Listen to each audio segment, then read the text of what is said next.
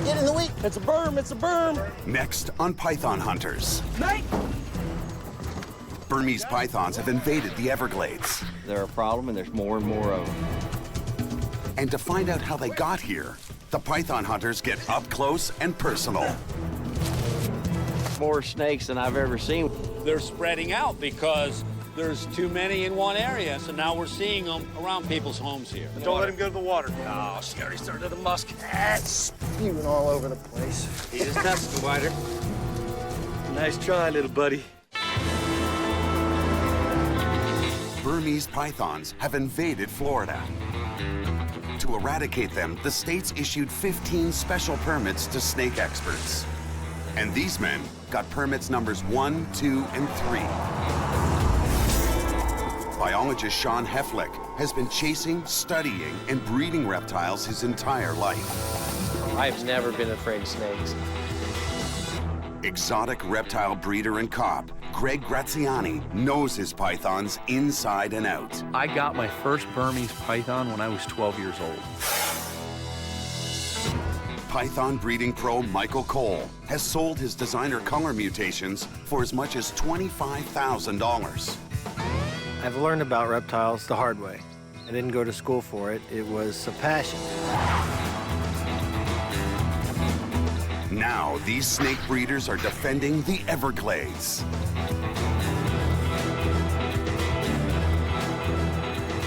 They are the Python Hunters.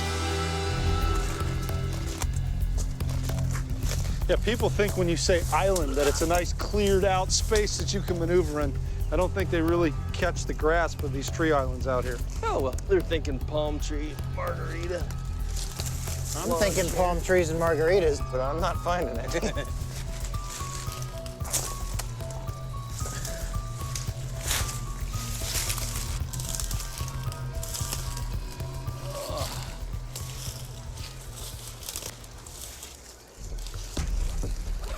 Hey, I got a python! What? Ow, whoa! You hear me? Yeah, I'm coming. I got him by his tail, Keep talking to me. right here.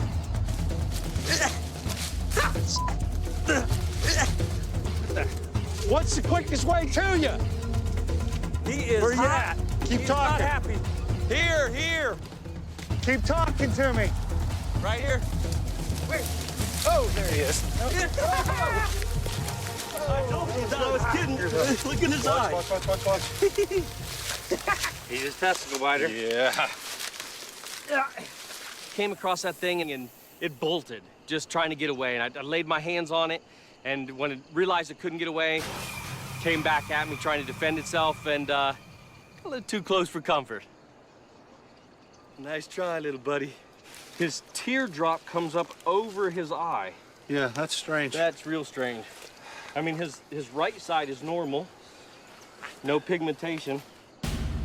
This is a Burmese python. It's originally from the jungles of Southeast Asia. But since its accidental introduction here in the Florida Everglades, it's reproducing at a fantastic rate. This top predator's appetite can threaten the fragile balance of the Everglades. This vast subtropical wetland is only a few meters at its deepest, but it's also home to hundreds of species, including 40 listed as endangered. The berm thrives here because its tan background with brown splotches and black outlines allows it to blend seamlessly into the habitat. And it needs to. They are opportunistic carnivores that lay in wait for their prey. Let me get a ground temp, because that's the only thing we need. A ground temp and a GPS. Head temp first. Okay. Head temp is right at 80. And the ground temp is at 66.8. The temperature of the python and its surroundings are key pieces of data for understanding this cold-blooded animal's needs and habits. Weird little snake. I came out through here. He was heading this way out of the sun. So I may have just spooked him out of that sun. 9. Mosquitoes are good in here. Yeah, I got no bags either. I haven't restocked. I got bags. I don't know if I hit myself in the eye coming through there or what. Maybe I burst a blood vessel trying to get through that You saw how close he came to grabbing me on the testicles. The one before that, when I laid my hands on his tail and I yelled, I was kind of half distracted because I was calling y'all. Right. And I turned around, there's a gaping mouth like Is that what you yelled? I'm not kidding. yeah, 3 inches from Yeah. from the goods. Got the temps Let's get him out. in here. I got bags. You got bags? Yeah, mosquito. He thought it was a snake. No, I didn't think it was a snake. I knew you were hitting me. Yeah, but I got evidence. I saved you. That was a malaria carrying mosquito. I saved your life. We got a long airboat ride home. The Burmese python isn't only a threat to the balance of the Everglades. Rightly or wrongly, it's also seen as a public safety issue. I know there's huge hysteria because these are snakes. The fear that they've invoked in people is devastating. I don't have a snake. I don't want a snake for a pet. I don't like any particular snakes, to be honest with you, especially ones that are bigger than myself. The state of Florida has become the unwelcome home to dozens of foreign animals that can pose a threat to the Everglades. From the fire ant, to the cane toad, to the green iguana. But of those, the Burmese python is perceived as enemy #1. Official estimates range from 3,000 up to 100,000 Burmese pythons breeding in the wild. No wild Burmese python has ever attacked a human. But South Florida residents remain unconvinced the giant reptiles are docile. They're getting closer and closer to residential areas, and to me, that's alarming. When the rats and the rabbits run out, it's going to be small dogs and hopefully not a child. Burmese pythons frighten the suburbs of Miami and create potential havoc in the Everglades.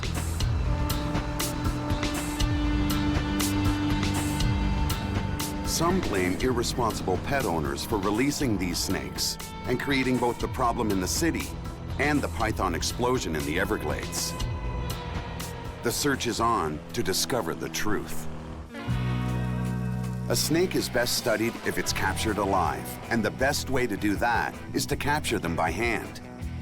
If you're experienced enough to know what you're doing. Depending on how big the snake is or what kind of brush you're in, you can lead the snake around by its tail. This is where they evacuate. This is where they release their musk.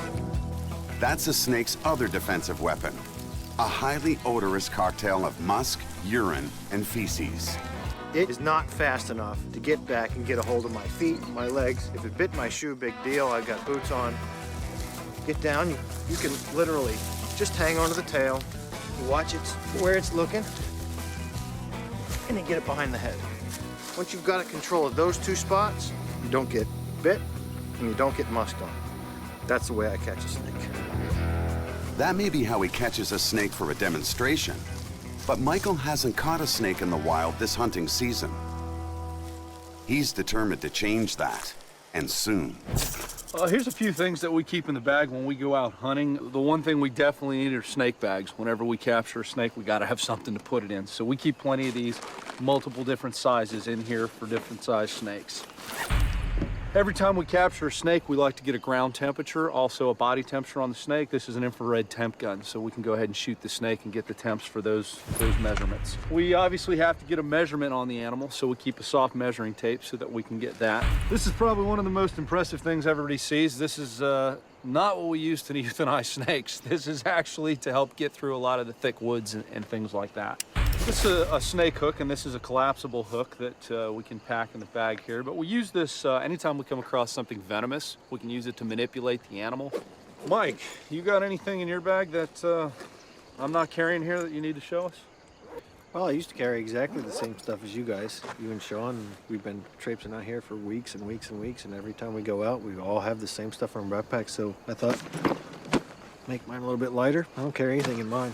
I see how you are, because I got about a 50-pound rucksack here, and so you're just pretty much depending on me. I appreciate that. There you go.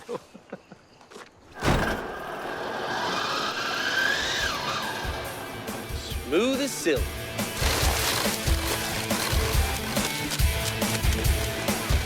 The state of Florida has licensed these snake experts for one reason: to stop the pythons. But you can't solve a problem until you determine what started it. Their mission today is to discover how the pythons got here in the first place.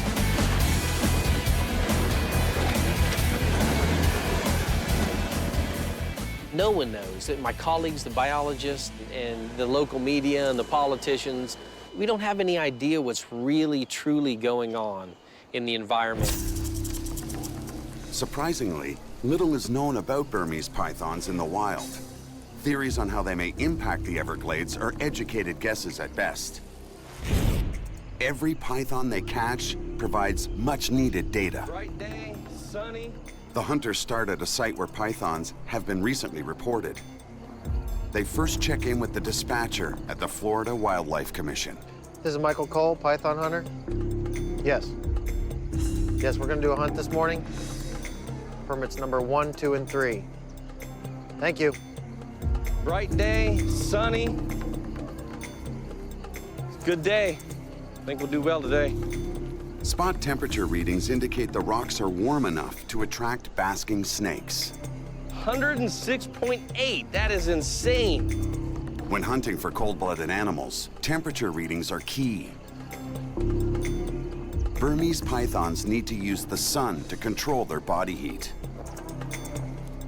A lot of little game trails through here. This is a perfect little haven. Yeah, no doubt, no doubt.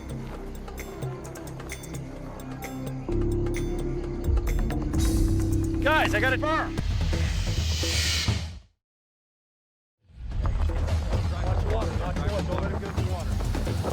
Grab the hook, other side, Greg.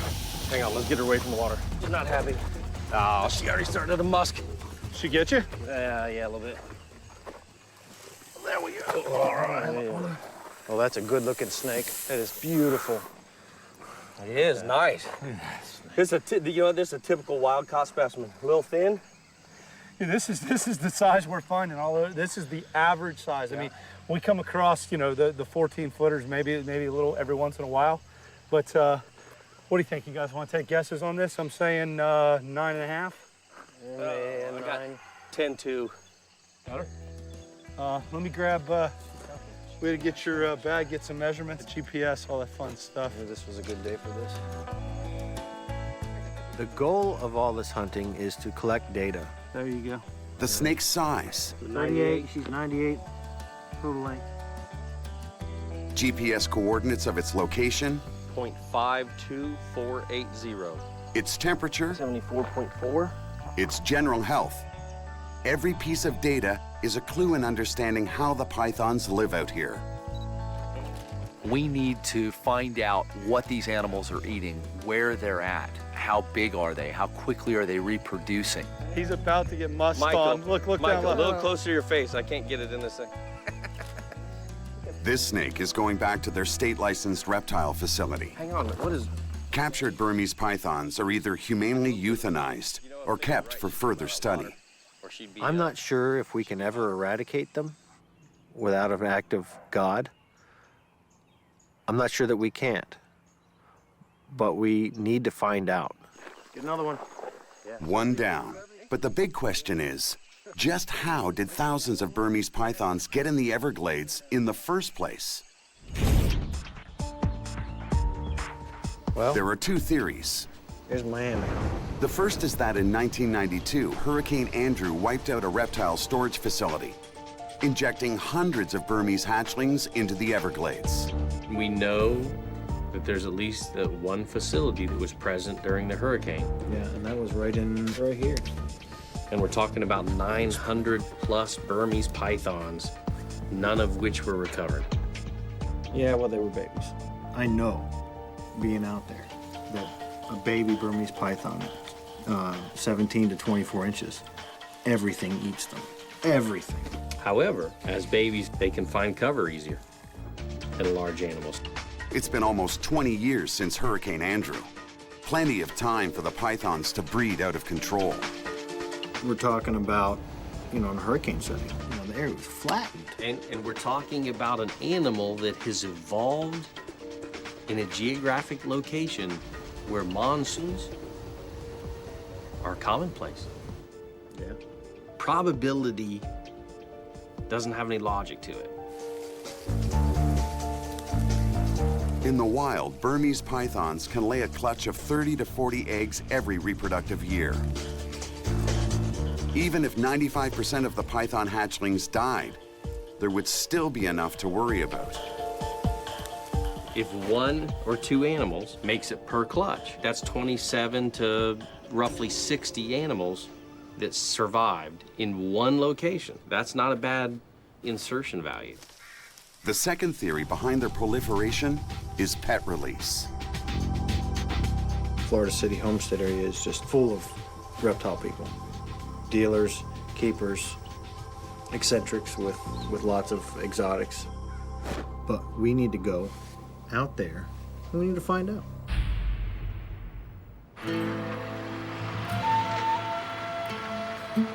It's South Florida farmers who often have a front row view of the extent of the python invasion.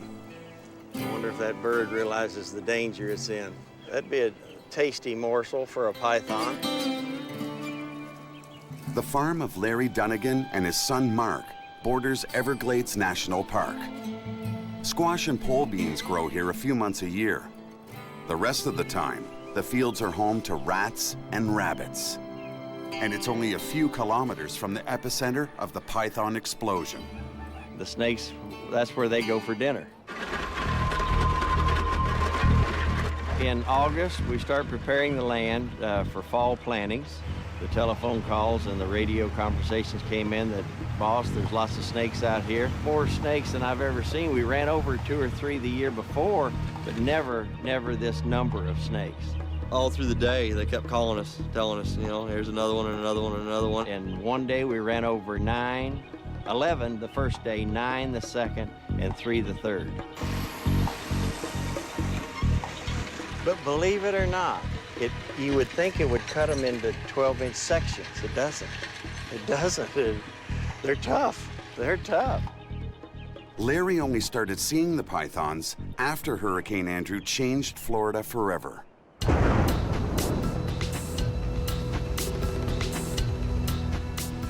Hurricane Andrew, a Category 5 massive hurricane, it was one of the most horrific, horrendous storms we have seen in decades.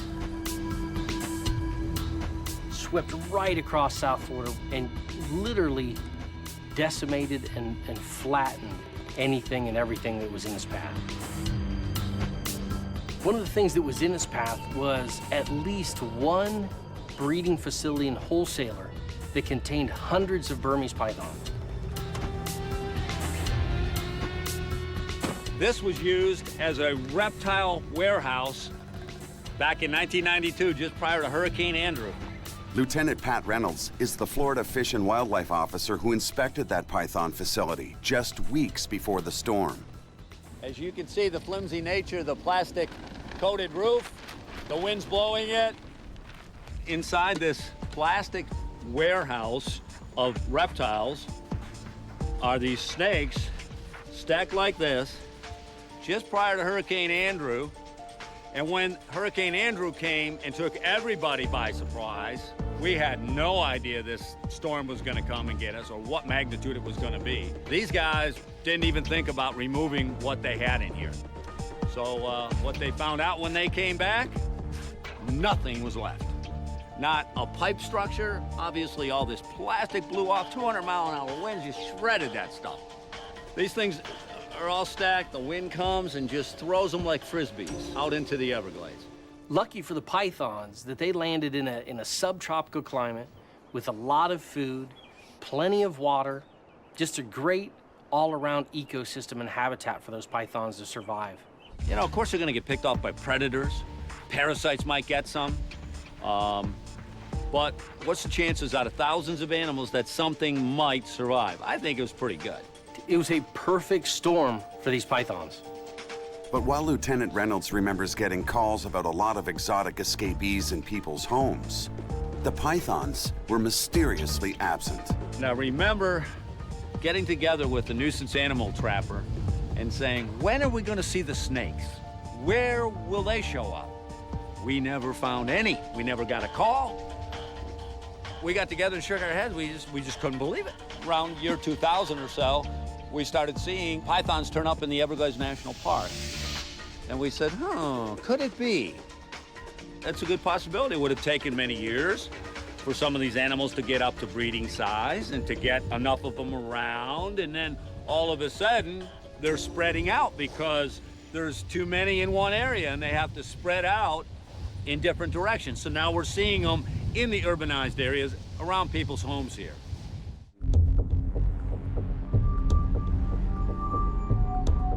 A few kilometers north of the area where the storage facility was destroyed, the swath of wild lands between the Everglades and the surrounding communities is prime hunting territory. Michael is still waiting to catch his first berm of the season.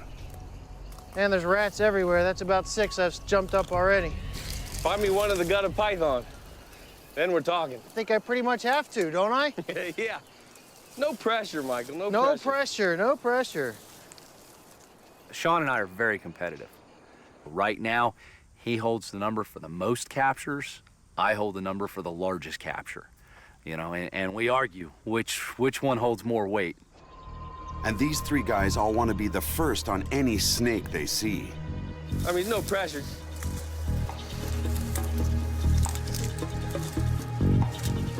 Looks like something middle. Corn snake.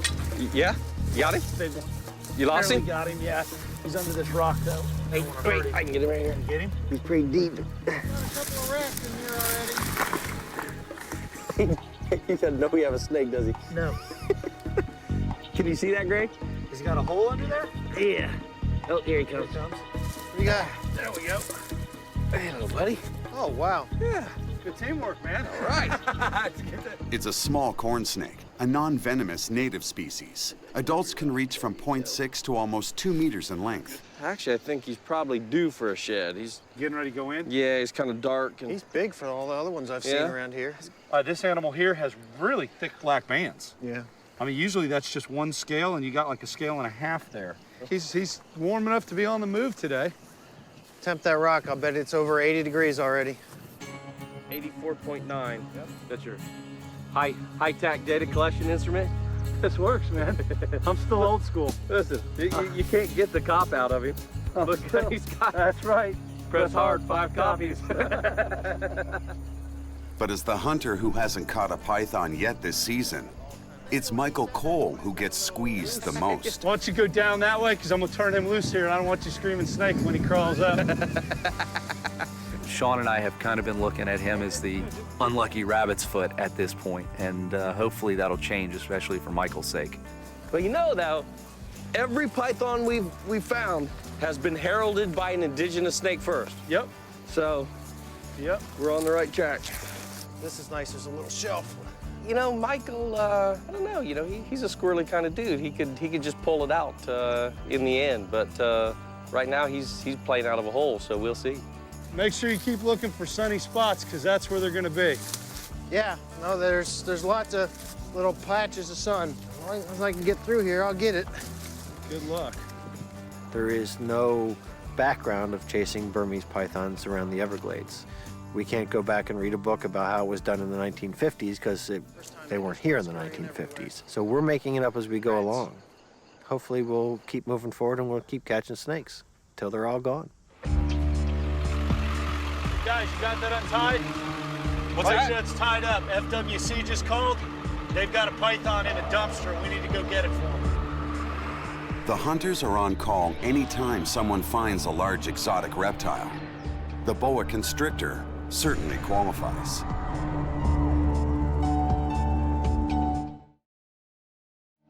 He believes it's going to be a common boa. He says it may have been hit by a car. It's got some injuries to it, so we're going to have to check it out when he gets here.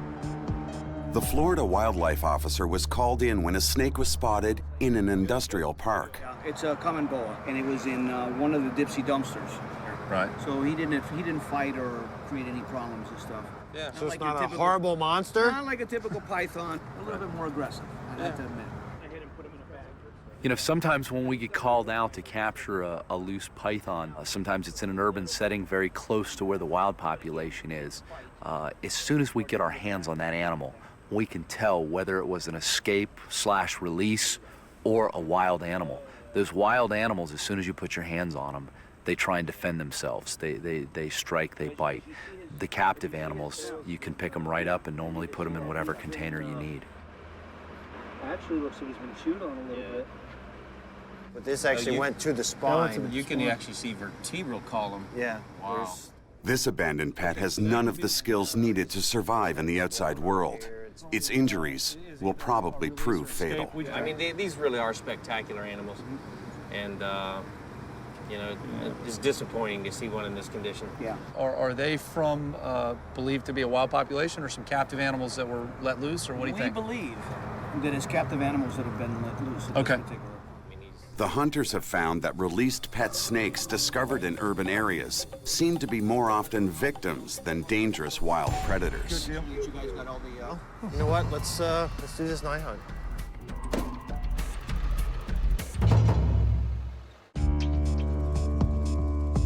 As the sun sets over the Everglades, cold-blooded snakes like to slither out onto the roadways to soak up the last bit of heat from the day.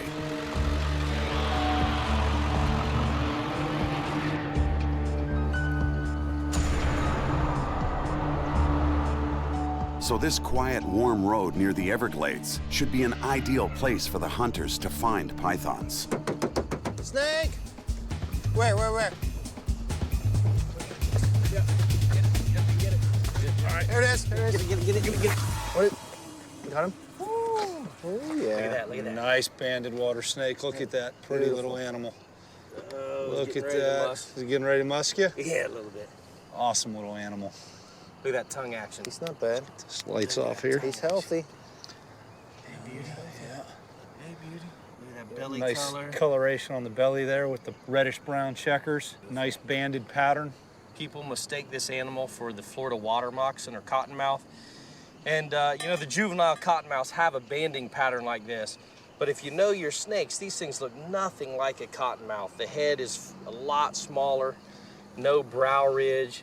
But, you know, thousands of these get killed every year because people think they're water moccasins, which is really unfortunate because these are great snakes. South Florida is home to 4 venomous snakes: the water moccasin or cottonmouth, the coral snake, the pygmy rattlesnake, and the eastern diamondback rattlesnake. Oh, yeah. This is the stuff. I don't want to do that. You keep your musk tonight. You keep your own musk. You boys are learning. Oh, yeah, the snake's 3 years old. Yeah, all right, let's Let's get this one off the road. He disappears. all right, let's go get a python. Let's go get some pythons. But the hunters are here to catch invasive species, especially the Burmese python. One down. Hey, that's good. Early in the hunt. It is a big full moon tonight. I didn't expect to find anything. I've been told that full moons are a bad time to catch snakes.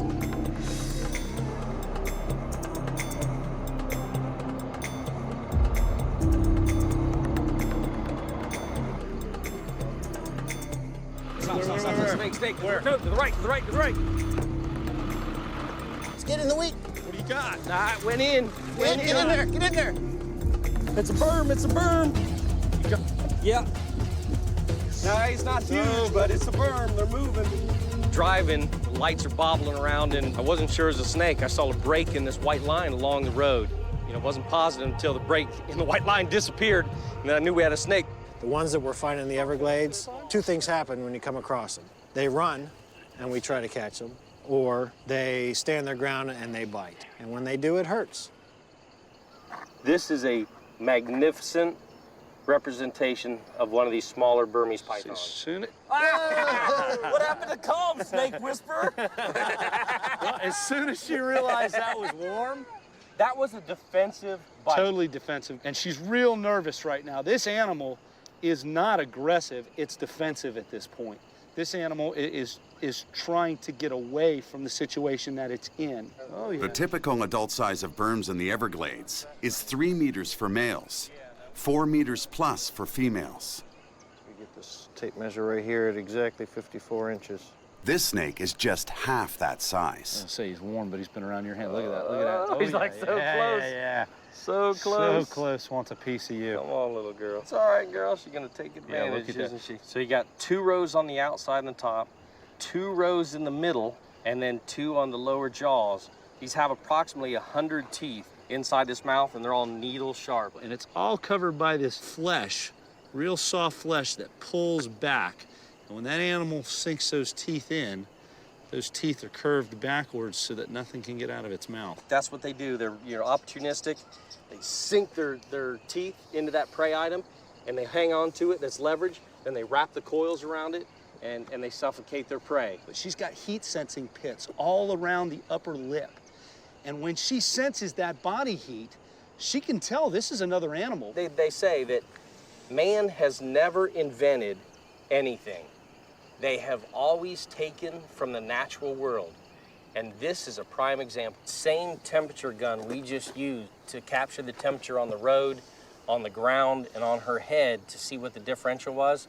That's an IR, infrared heat gun. That is the exact same mechanism that this animal uses. The bigger the animal, the harder she'll strike. But the quicker she'll have spent all her energy. You know what? I know we've all seen thousands of these animals. They're just beautiful. But how can you not just continue to look at them and not be just in awe? Bring my kid out. After a few minutes on the warm pavement, she rebuilds her strength and is ready to strike again. These animals. All right, let's bag her. You're trying, I know. I didn't do that. Come on now. Y'all blame me for all kinds of stuff. I was being nice. Well, you know, Greg got himself bit. I had nothing to do with all that. Yeah. Good catch. All Good right. to see, man. I was looking at the shadow on the left. Ooh, she put out a lot of musk. And I can smell that musk from back here. Yeah, right. Stop lying, Michael. That's you. All right, y'all set, Mikey? Let's get him. All right. All right, you're the eyes up top, man. Let's find them. That's 1 snake each for Sean and Greg. But Michael's still looking for his first.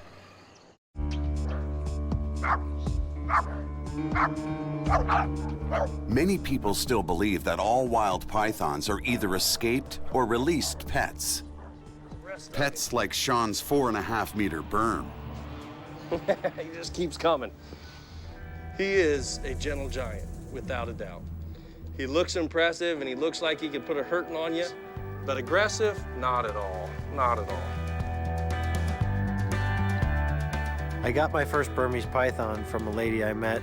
It got too big for her, and she gave it to me. And that's also a great story of how I met my wife. Now, some politicians are looking at banning the trade in these exotic animals altogether. What I have to believe is that in order for me to keep my Burmese pythons that I'm so passionate about, that we have to figure out how to keep these snakes that are in the wild from becoming a problem. For exotic animal breeders, combating misinformation about pythons is a priority mission. I think Burmese pythons originally came in the pet industry out of a machismo factory. Burmese pythons found their way into American homes in large numbers back in the 1980s. People thought, oh, you know, look at this, I can walk around these things on my neck in public and chicks are gonna dig it. I think it started in a different capacity than what it exists in right now. Now, with advanced breeding methods, they come in a variety of color patterns. From 1996 to 2006, almost 100,000 Burmese pythons were legally imported into the U.S. With a size of a Burmese that can get 20 feet also comes a lot of responsibility and, if you're not careful, a potential danger. In the last 30 years, there have been 13 reported deaths caused by pet giant constrictors, all of them either their owners or members of the owner's family. To put that in perspective, during the same period, more than 700 Americans have been killed by dogs. Just like, you know, raising up a puppy. You can do great things with them or you can do bad things with them. Oh, muscle. Most captive Burmese pythons are gentle giants, but these 3 snake experts believe one thing: they're just too much pet for most people. What happens is you buy this beautiful 18-inch baby Burmese python. You love it, and it's a great pet, and you handle it, and a year later, it's 8 feet long, and you handle a little bit less often.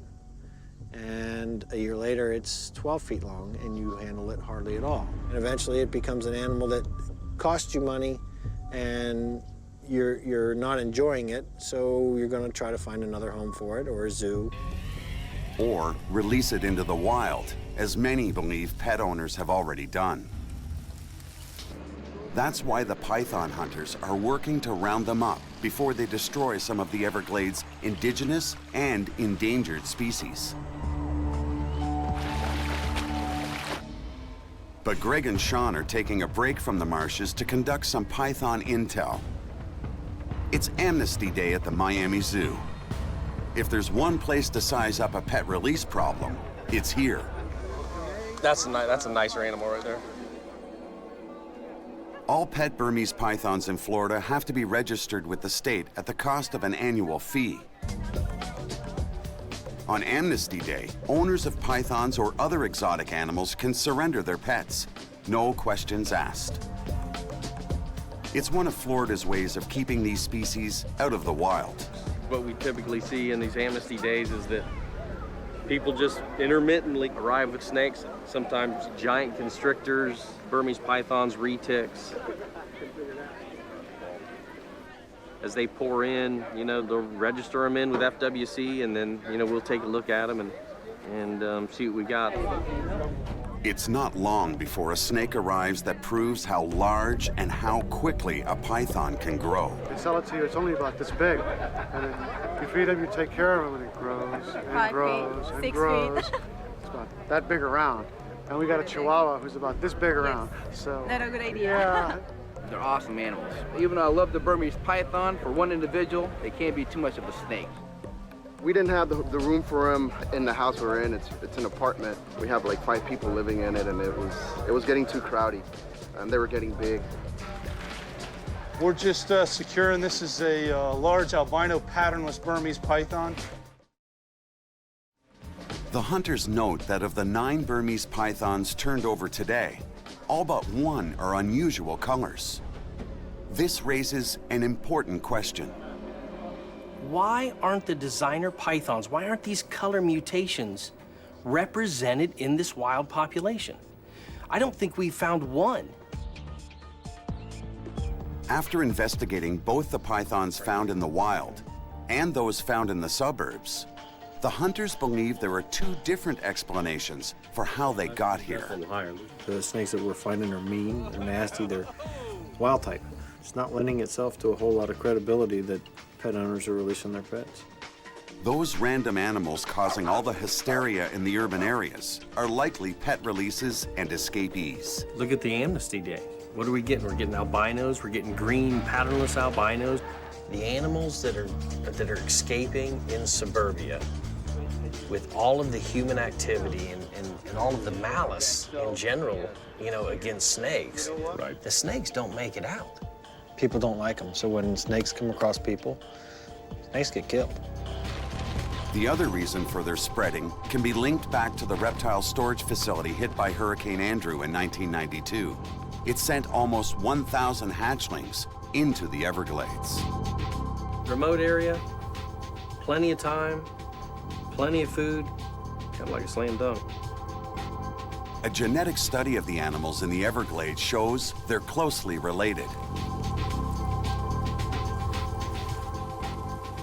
Sean finds that many of his fellow biologists are convinced once they see the data. A lot of the people that started off as, oh yeah, it's pet trade, it's pet industry, it's them releasing their pets wantonly into the wild, have now, when faced with this new data, they get it. They understand that it all points to Hurricane Andrew.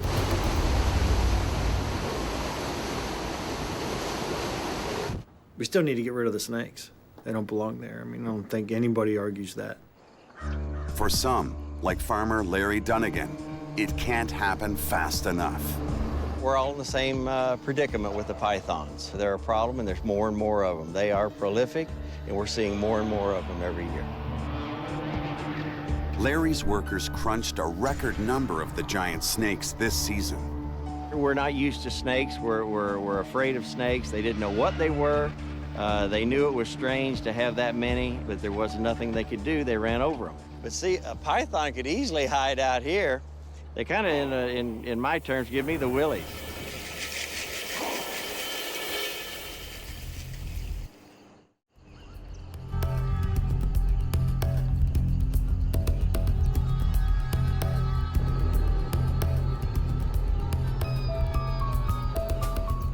The red-shouldered hawk just took off the road with a snake in his talons.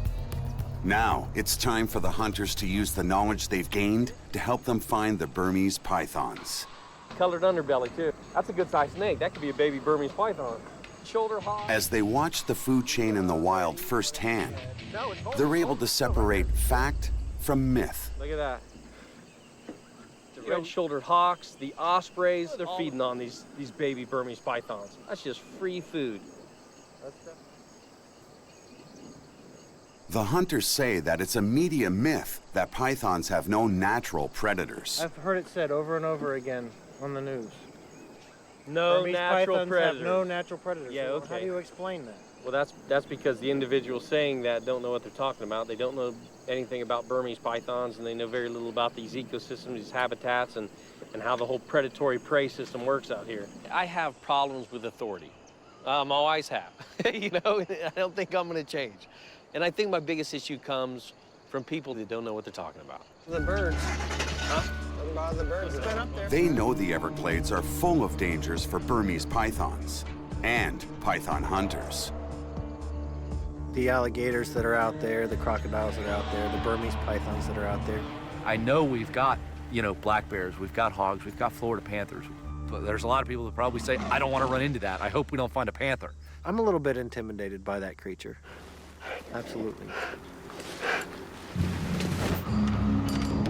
Licensed by the Florida Fish and Wildlife Commission as python hunters, the guys know that FWC officers face more dangerous threats.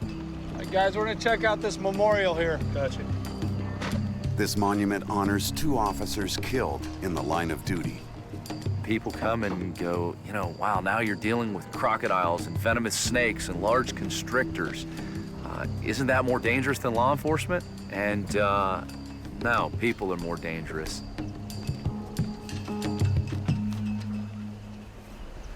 Yeah, this has got to be one of the most dangerous jobs out here. I mean, every time one of these officers approaches somebody, 90% of the people they approach are armed because they're either hunters or poachers out here. So, I mean, a really, really dangerous job. And geographically, you know, they don't have backup. One guy could be covering 4 or 5 counties.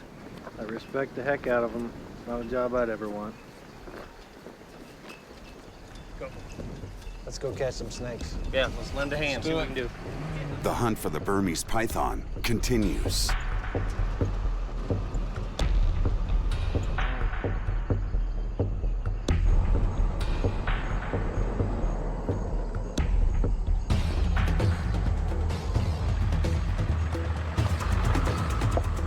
Snake!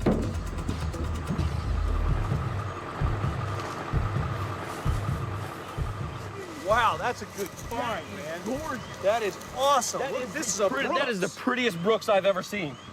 My Wow. God, are you serious? And we're in a pile of thorns. I didn't even realize it. I grabbed. Oh, you realized it? I realized it. No BS. This is the nicest captive or wild caught looking Brooks I've ever seen. As a kid, this was the ultimate find in South Florida when I was capturing, you know, snakes down here. I have not seen one of these in the wild in That is 7 years. incredible. And the funny thing is, we're both bloody. Has nothing to do with the snakes. Yeah, right. You know, the I got terrain some. here is worse than the animal. Main food item for this snake right here are other snakes. Hatchling Burmese pythons Suck don't 'em stand down a like chance spaghetti. against this. And the larger pythons don't feed on snakes, so he is not in danger by any of the larger pythons. So the baby Burmese pythons could actually help this species. Yeah, I mean, It's not gonna hurt them. You know, There's no doubt this is not a species that's gonna be hurt by the Burmese python. Let me tell you something. For sure. Burmese python babies, it's what's for dinner. That's right. You know, for these. We're gonna just let him go and let him find his own way don't know here. exactly not where my, he was Not in going. my pocket there, buddy. We have to Unreal. come back and check on him someday. All right, look, we know they're up. We know they're sunning.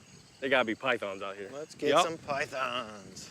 You saw the snake, you realized that was a Brooks King, and you froze. Like, all right, hang on. Oh, like the light. Hang on. He didn't even This know is how we're gonna do this. Give me your belt loop. When I go over the side, he's coming with me. Michael still hasn't caught a snake. He's really got to prove himself.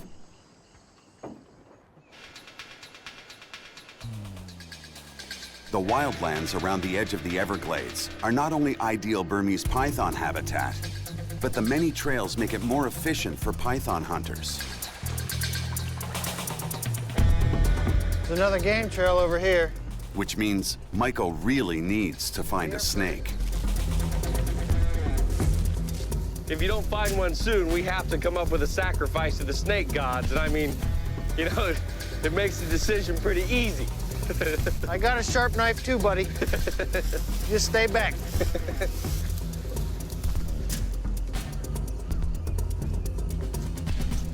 Bob! You got one? Yeah. Sean, get under the rock. Get it. Oh, Hang on, Spray hang it on, all hang on, over. hang on, hang on. Don't let it get under the rock. No. You got it? That's spewing all over the place. Ah! You got him? Yeah. What's a... Whoa. Oh, yeah. He likes Come you. to Papa. Yeah, you hold him. So I just grabbed his tail and I'm yelling to Sean, grab it before he gets under the rock. Time he got over and grabbed that, I realized the rock was only that big. But hey, you know what?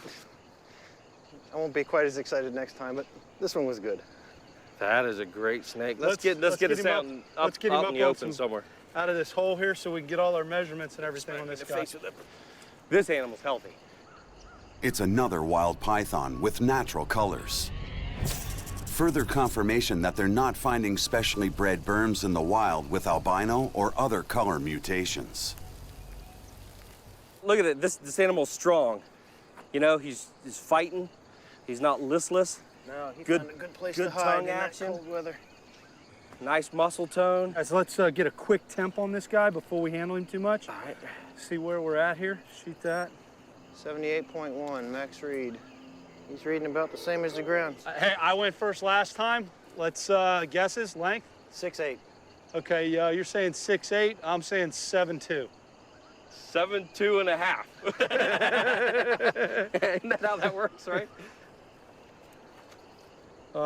Give me the vent first. Well, I got 96 overall just because I'm staring at it. All right, Sean, you beat me by a ½ inch. It didn't look that long to me. It's all how you play it. It's all how you play the numbers. 2.5 meters long. In the Everglades, male Burmese pythons typically grow to 3 meters. So based on its size, this one's probably less than 2 years old. All right. You got another bag? Hey, I gotta say, Yeah. Mikey, welcome to the club. Here, you too. Yeah, Have some right. spooge. Then they use it as a spooge hand. Yeah. Dang it. It's exciting because it's my first, catch for the season. It's my snake. It's my catch. These guys got to stop ribbing me. So now I'm gonna see. I'm one of those guys. It sneaks past. I'll have more catches than both of them in no time. This thing's got a lot of energy. You want to see how cooperative this guy is? Yeah. Yeah, there he goes. Got him? Oh yeah. He's still pissy. Oh, more crap. Literally? All right. And Yep. good deal. Minus one more. All right. Good job, boys. Man. Good job. All right. Their journey has allowed Michael to catch his first python of the season. And in the face of the ongoing debate, help explain how these snakes first started breeding in the wild. Since Hurricane Andrew in 1992, just over 1,300 Burmese pythons have been captured. With thousands of the snakes still breeding in the wild, it's but a drop in the bucket. Snake. The work of the python hunters is needed more than ever.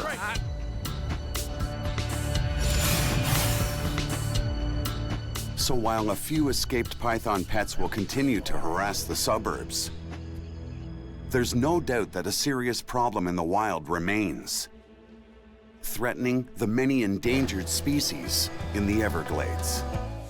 front of us. That's the berm. That's the berm. Right there, Greg. Get there. Next on Python Hunters. Look at the injuries to that animal. This dude is not happy. The hunters get struck, stuck, and splooged.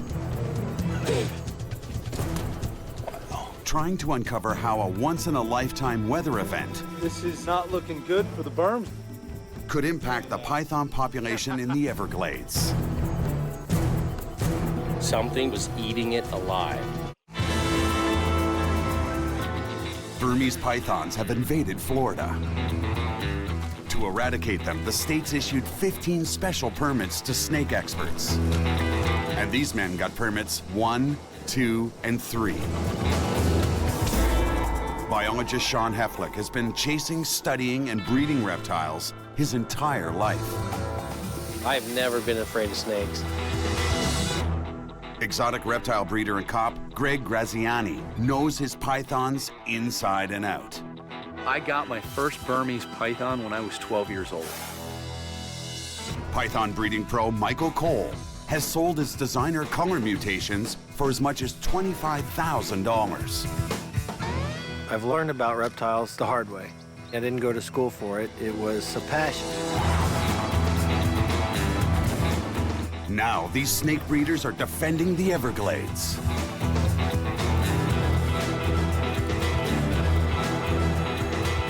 They are the Python Hunters.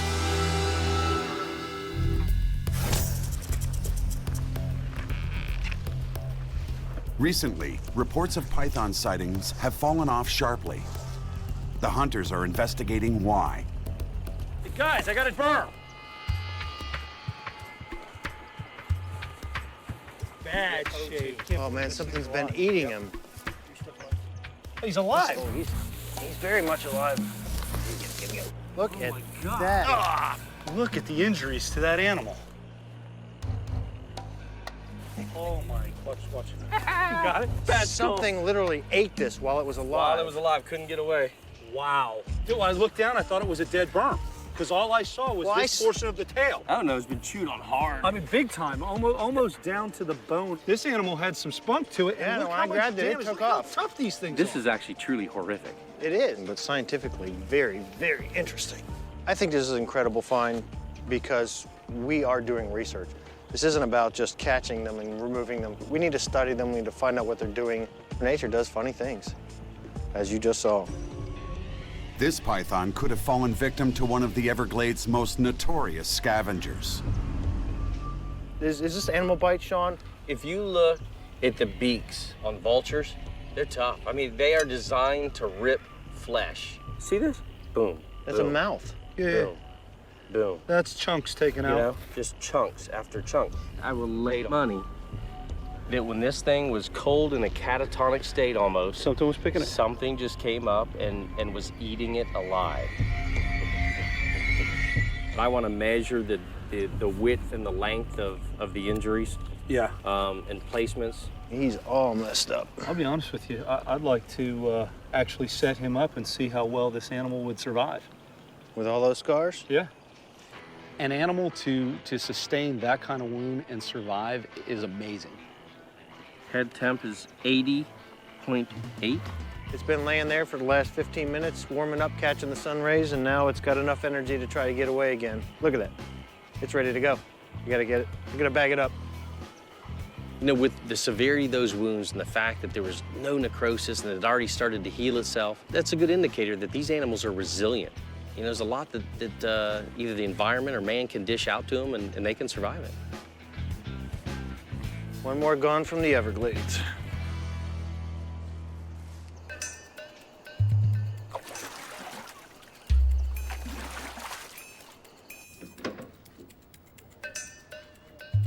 The injured berm will now get a chance to recover in Greg's lab. We're gonna take care of this snake here and see just how bad the wounds are, because a wound like this for any other animal would normally be fatal. If this animal is able to survive, it's gonna let us know that they're a lot tougher than we believe. The Burmese python evolved in the full tropical climate of Southeast Asia. and it seems to have trouble adapting to Florida's colder weather. The difference between a cold-blooded animal like this Burmese python and mammals, which are warm-blooded, is this animal cannot regulate its own body temperature. It has to find sunlight during the day to raise its temperature. It will seek the sun, it'll get on hot rocks or pavement, and with the coloration on this skin being very dark pigmented, it absorbs heat extremely quickly, raising the core temperature of this animal. Once that occurs, this animal has the energy to defend itself, hunt, digest, and have its immune system work properly. Up until now, the South Florida Everglades has proven an ideal territory for the invasive Burmese python. It's kilometer after kilometer of hot, humid, perfect snake habitat. Originally from the jungles of Southeast Asia, the pythons easily travel through the shallow waters of the glades. Perfectly camouflaged, they can disappear into the grassy landscape, ready to ambush one of dozens of local prey species. The hunters want to know what left this highly evolved predator so defenseless that it could be nearly eaten alive. They have a hunch. Florida is experiencing some of its worst weather in almost a half-century, a cold snap. The coldest winter in 30 years means temperatures up to 20 degrees below normal. Crops are freezing on the trees. Cold-blooded animals like snakes are especially vulnerable. Without warm shelter, they risk dying of exposure. And the weather isn't just threatening Florida's alien species population. According to state officials, it's also having a catastrophic effect on native and endangered species. We have 1,000 manatees that were killed. We found 100 crocodiles, American crocodiles, in their native habitat down here in the saltwater, edge of the saltwater, were killed. The bonefish, the beloved bonefish you go fly fishing for, dead by the thousands. We had to put a closure on snook and tarpon and bonefish. The cold weather's upon us. It's dipping down, pretty quick now that that's sun setting. We had animals out getting the sun, but once the sun gets off of them, it's just too cold, Sean and his son Thorn rushed to get their exotic animals under cover. For most of the year, Florida's climate is nearly perfect. Cold again. I gotta come inside. For animals that evolved to live in tropical forests, like the Burmese python. But the short winter here can be hard, and this one is the worst in 30 years. Cover the tortoises up, get them in their hay. Thorn grew up surrounded by cold-blooded creatures, a willing and able assistant sharing his dad's fascination with reptiles. They're from Africa, so they typically burrow down where the cold weather can't get to them at night. So we have to cover them up with hay and a blanket. Got them tucked in? Mm-hmm. Thanks, I appreciate it. Now everyone's speculating what the impact of the cold snap has been on the invasive Burmese python.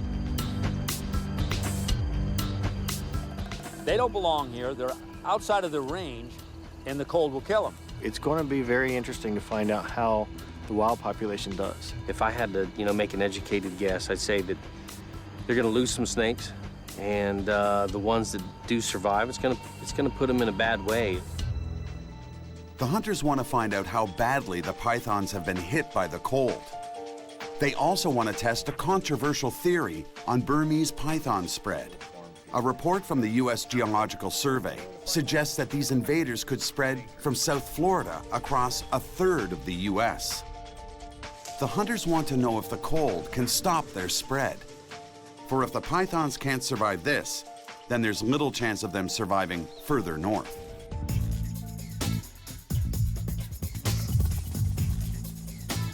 Looks like this winter's just gonna present a golden opportunity. They gotta be getting hit hard with this winter, this far north. The bulk of the pythons that we found down in this area, I think where we need to check is north of 41 and south of 75, which is going to be right in this general area. We've caught a couple of pythons here, but we need to see how far north are they actually going and how many are actually there. They're heading north, deep into the remote tree island areas of the Everglades. And to get around those parts, they'll need help. Let me give a call to Captain Shaw, see if we can get the use of his airboat. He was raised out here and he's a gladesman. He can probably knock it all out far easier than we can map it out.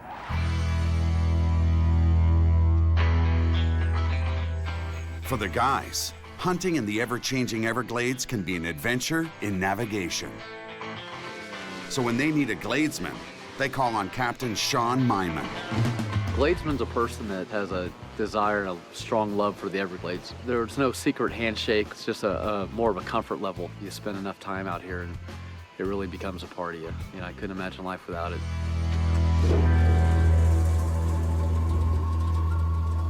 In the Florida Everglades, species survival is delicately balanced. Here, animals and habitats rely on the water. It may span across 1.5 million acres, but it's only 3 meters at its deepest. The best way to traverse these marshes is by airboat.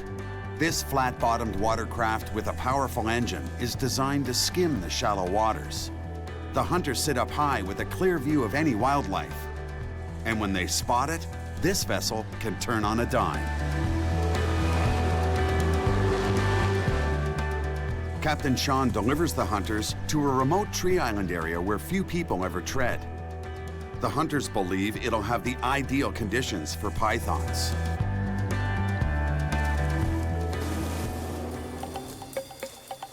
Hey man, this area over here is perfect. Look at the sunlight coming through here. But there are holes all over the place on this thing for rodents and that. Let's see what we can find on this while the sun's still hitting us. Yeah, this is nice. The hunters are beginning to wonder if any pythons survive the cold snap. Oh, what you got? Ah, vertebrae. That's a good-sized python. That's bigger than anything we've seen so far. Vertebrae. Yeah, there's ribs all over the ground here. Yeah, look at this. Yeah, a massive snake. Look at the width on that. The size of the rib cage indicates a massive python. That is going to be a big animal. Oh, look at this. Oh, yeah. Skull? What you got? No, I got jawbone. He's got bottom jawbone. Ouch. Look at those teeth. I mean, that's a big animal. Potentially, that's 15 foot plus. This might be the biggest snake we've encountered thus far. The longest Burmese python ever found in the Everglades was just over 5 meters. In the wild, male Burms typically grow to 3 meters and females to 4 meters plus.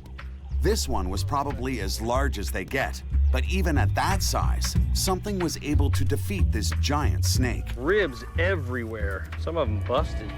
So what do you think? Something was preying on this snake? In normal conditions, a snake that size would be formidable. After seeing this, Sean develops a theory. The cold must be hitting the bigger pythons harder, slowing them down, making them easy prey. Ribs don't just inadvertently break for no reason. They're tough. Well, you know what? This is all cool, but I'm gonna hunt live snakes. You guys have fun with the bones. Well, I'm torn. You know how much I love bones. I'll tell you what, you hang here with your skeleton, and Michael and he's already ahead of us out there in the sunlight where something's gonna be laying. Okay, if I don't go, y'all ain't gonna catch squat, so I'm gonna go with you so you actually have a hunter with you.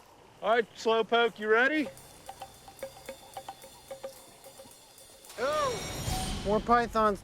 That's a whole different snake at this distance. Oh, yeah. Let's get GPS. This graveyard holds a lot of data for the hunters on python's survival. So this thing's been picked clean. But they're a long way from home and running out of time before sunset. This is not looking good for the Burms out here. I mean, with this cold front that's come through, we're finding, you know, carcass after carcass here. You know, the worst part is we're running out of sunlight.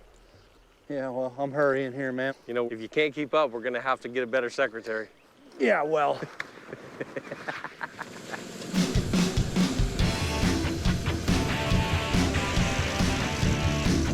The python hunters are adjusting their strategy with the cold temperatures. They're wondering where the snakes could have gone. And to find out, they're taking deep cover. Oh, dude, go back there. It's a whole big old pit. Maybe it's a... Wow, it's bigger than I thought. Sinkhole cave or something? Let's check it out. Oh yeah, look at that. What do we got? Looks small cave there. Oh yeah, boy. I love caves. Man, talk about a place where pythons could be hiding out when it gets cold. Scattered throughout the Everglades are islands known as hammocks. trees have colonized the top of these slightly raised limestone shelves. Wow. Incredible. But the story is sometimes below the surface. You guys aren't gonna believe this. It's just wide open. It's a beautiful cave. You gotta get down here and check this out. Oh, this is awesome, dude. Oh, yeah. This is cool. Look at these roots. This is like back in time. Let's get some temps in here. All right, we're at 54 degrees there. So it's actually, you know, a little bit warmer down in the bottom of this cave. Now, I don't know how much body heat we're throwing off. What you're gonna find is that because we're underground, the rock, the walls, the dirt acts like a perfect natural insulator. This is prime real estate for snakes, man. You know, so if it's 30 degrees outside and it's 54 in here, it's over 20 degrees difference, you know, for the positive. So, you know, this makes for a great little micro refugia where they can get in and out of the cold and you know, wait for it to pass. So for those of us without the letters behind our name, can you define micro refugia? Yeah, I mean, micro-refugia, you know, just like it sounds, micro, it's a small refuge. You know, it's an area where animals seek to take, you know, seek refuge and safety. So. I'm looking it up. Yeah, right. No. When we get above ground, I'm looking it up. I don't believe you.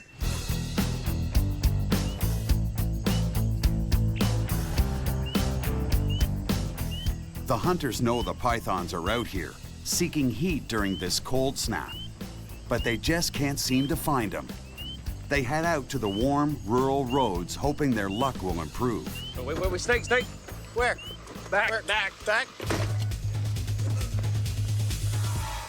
Dead.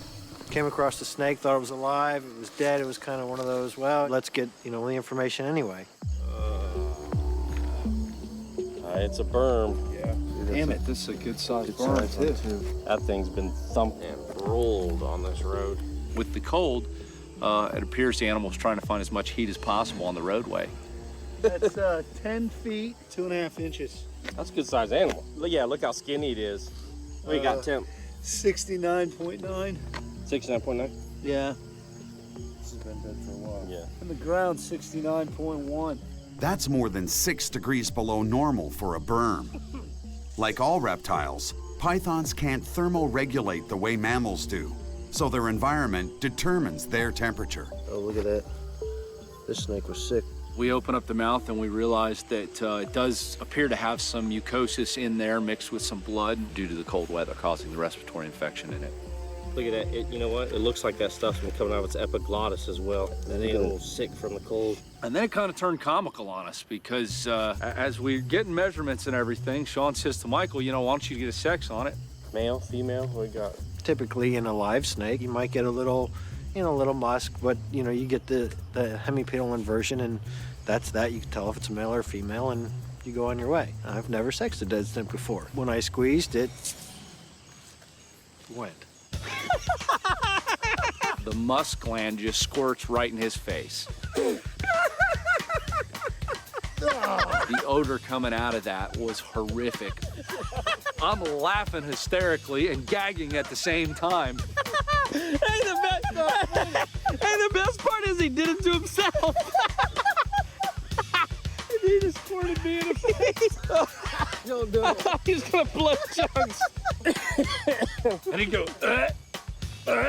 It was the most hysterical thing. Dude, I've been musked before by a dead snake. It was a lesson very well learned for me. By the taste of things, how old would you say this animal is, Michael? 4. 4. Outstanding. From my position, it was funny. Hey, Michael, is it a male or a female? Next person that asks me about that shit, I'm gonna pop in the face.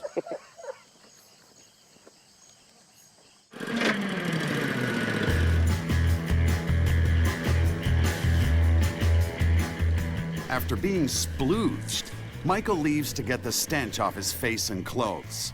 Greg and Sean are heading out looking for python survivors.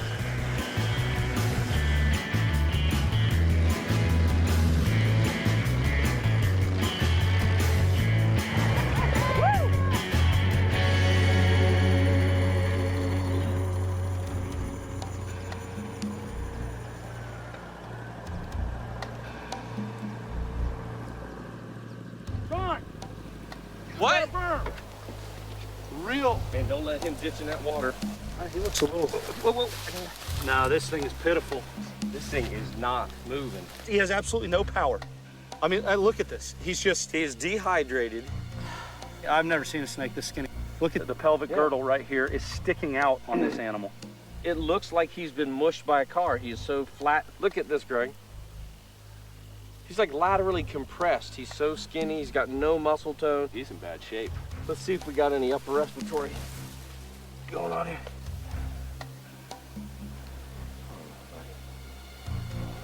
Oh, look at that. Look at this. Look at this. See that? Bloody mucosal. Oh, look. He's got a little bit of stomatitis right there. See that? Ooh, look at this. Look at that chunk coming out of the thing.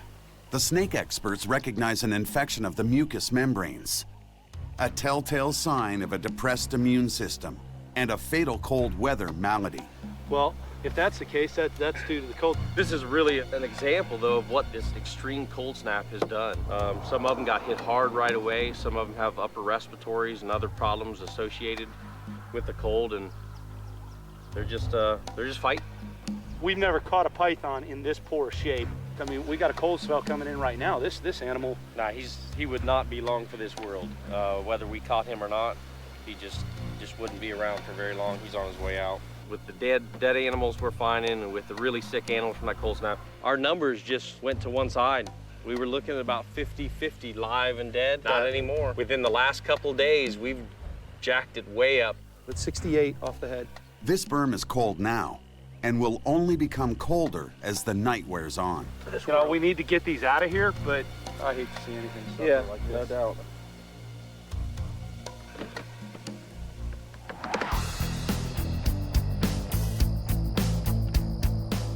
As a biologist, Sean wants to know how wild Burmese pythons cope with below freezing temperatures. He sets up an outdoor study, sanctioned by Florida Fish and Wildlife, to observe 7 captured constrictors. They've got plenty of cover. They can get deep down in here. It blocks the wind, blocks a lot of the elements, takes the edge off of it, but they're not doing well. We're just a couple days into this study, and they're cold. You know, we're gonna let this project go for a couple more days and ride it out, see what the temperature does out there. As soon as the sun comes out, the guys do too. You know, being out these last couple of times, not finding any pythons and very few native reptiles is kind of discouraging at this point. But the hunters are determined to find signs of life.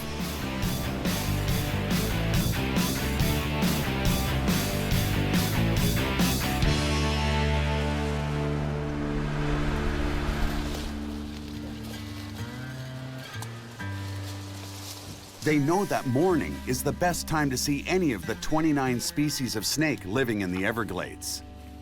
Slip on that, and you're 3 hours from somebody who can sew a testicle back on. Even one of the 4 venomous species. Snake? Yeah? You got him? You got it. There we go. Hey, little buddy. Oh, wow. Is that a black or a blue? You ever talk about the brown-nosed, blacks? Yeah. This species isn't venomous. The black racer is one of the most common native snakes in the Everglades, but this one's in trouble. Yeah, he's almost impacted right here, though. Same species. Feel that, Sean? Wow, that's hard. Isn't it? I'm telling you, if we don't clear that, this animal probably won't survive. Snakes can swallow prey up to 4 times their own width, whole. Digestion can take days to weeks and requires an incredible amount of the animal's energy. Intestinal impactions can occur when conditions are poor and can be deadly. Yeah, there's a lot of liquid coming out. I'm just gonna let him go. I'm gonna let the probe out for a second here. Oh, that's foul. That's not. That's some perfume. It's almost like septic. Yeah. Well, if he didn't clear this, he'd be dead. Bit of feces. That's what's just crazy hard. How's it feel to save his life there? Well, that's good. That's what we do. That's a beautiful animal. Look how dry this is. He'd have never passed that. There's no way. The digestive enzymes need a certain temperature to be able to really process it at optimal. And with this cool weather, it's just not getting that. A lot of these snakes aren't, so it causes a massive impaction down there.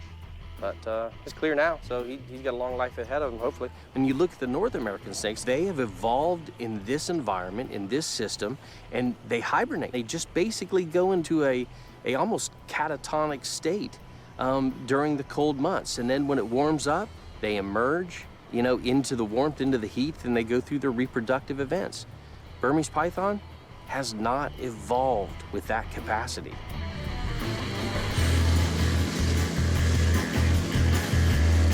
The Everglades is surrounded by a rough, dense terrain, a protective habitat for many wetland birds, mammals, and reptiles. The perfect place for opportunistic predators like pythons.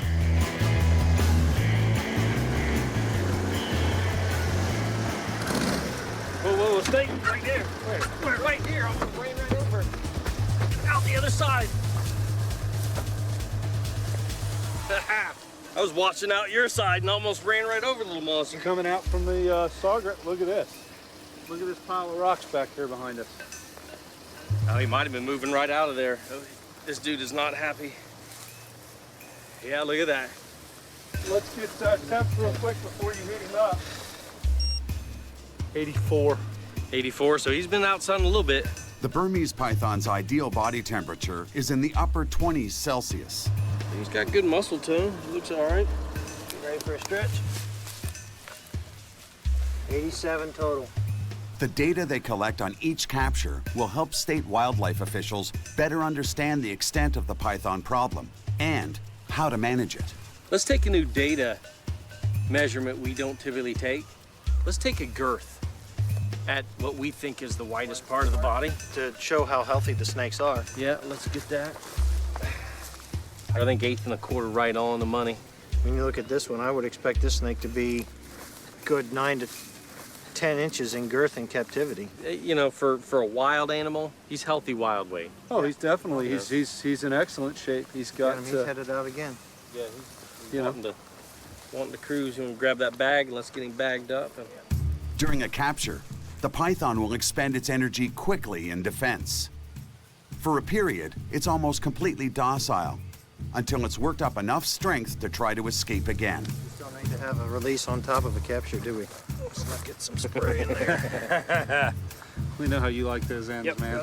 I want to temp gun those rocks. Yep, Let's see what the temp is on those. Yeah, the temperature on these rocks are elevated.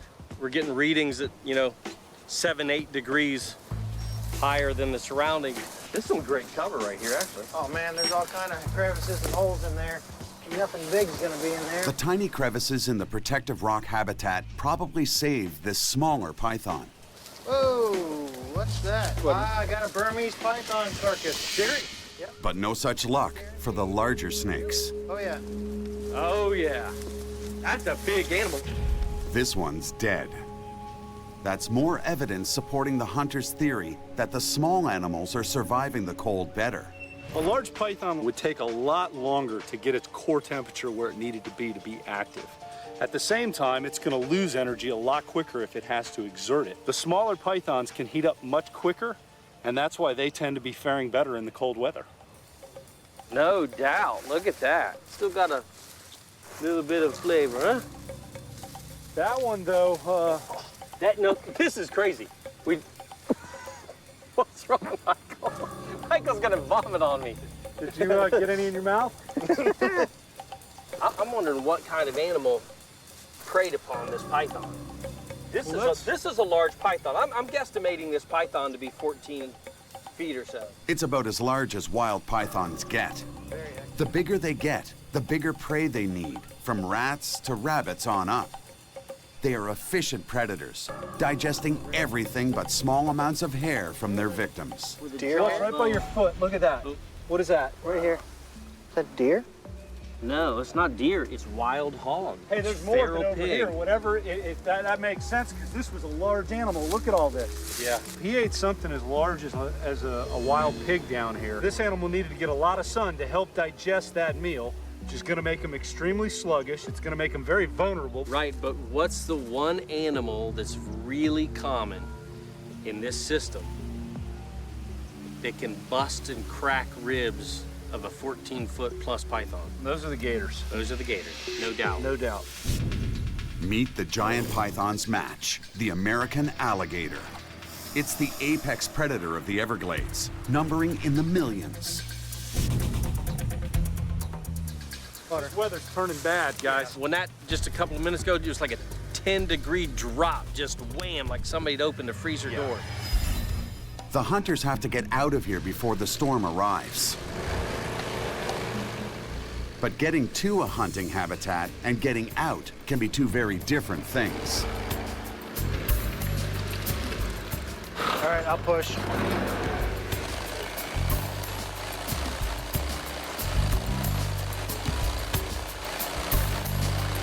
You're gonna haul ass and bust through the front of that.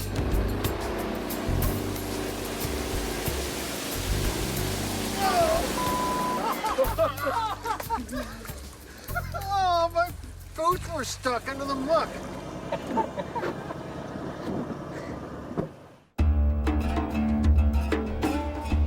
At the southern edge of the python hunters' recent hunting territory is a much busier snake habitat, the Tamiami Trail.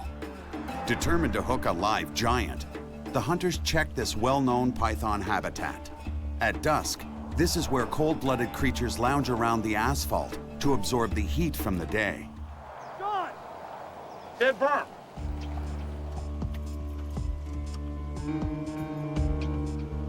It used to be a berm.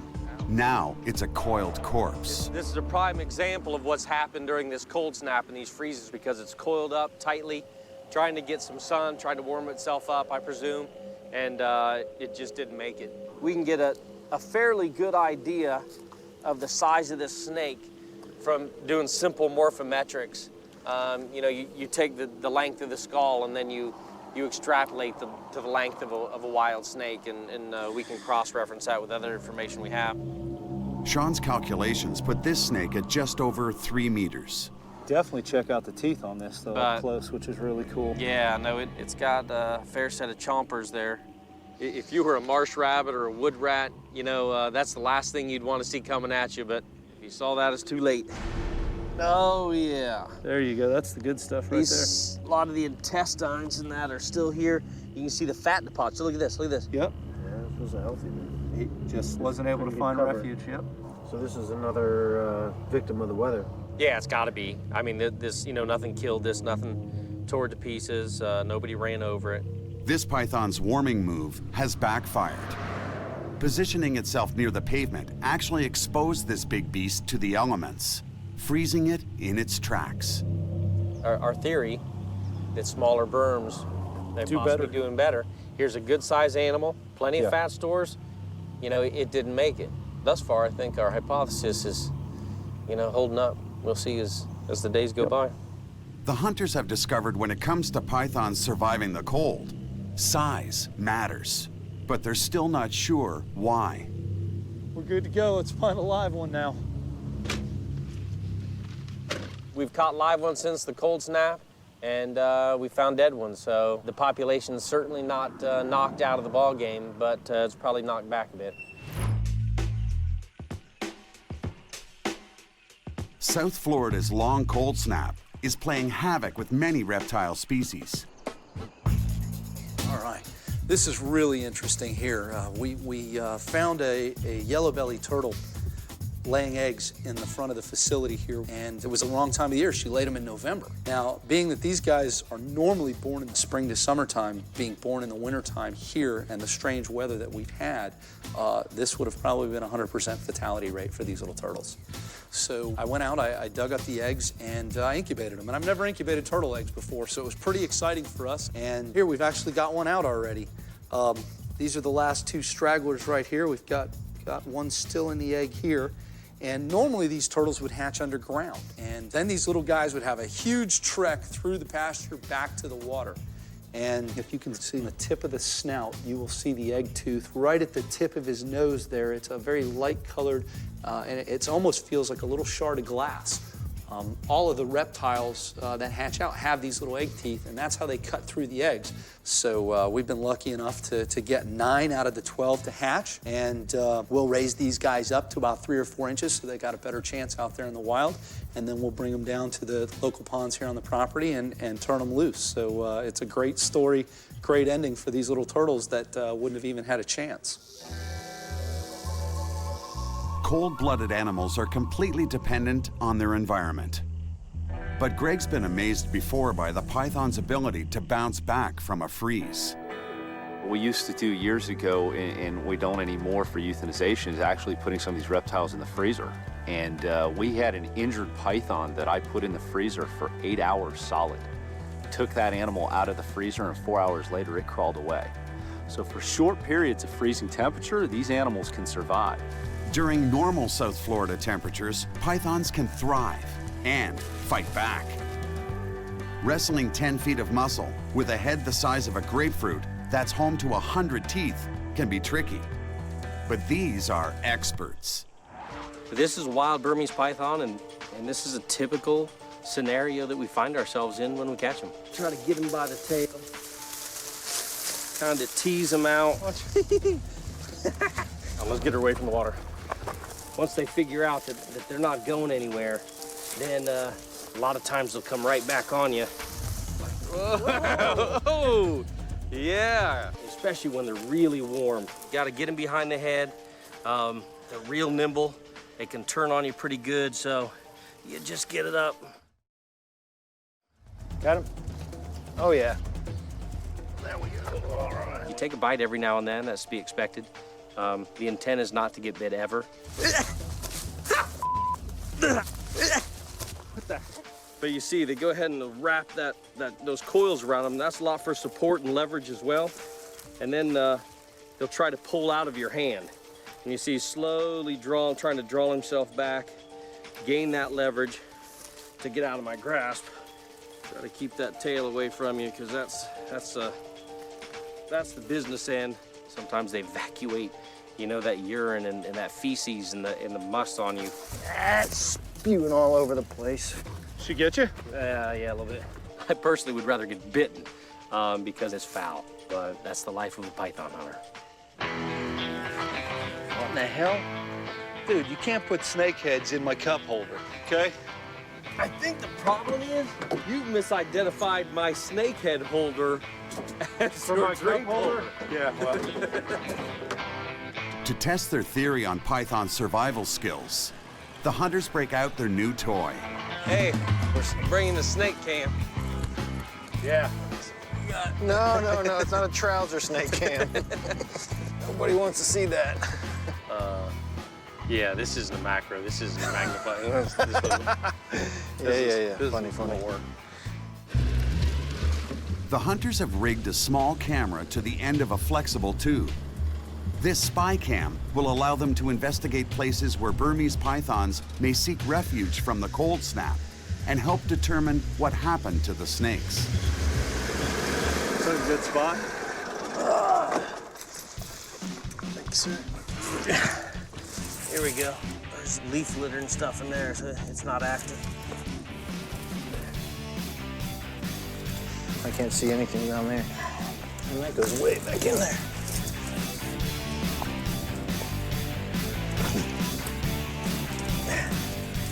Anything in there? Rodent burrow looks like, and it's all cleared out.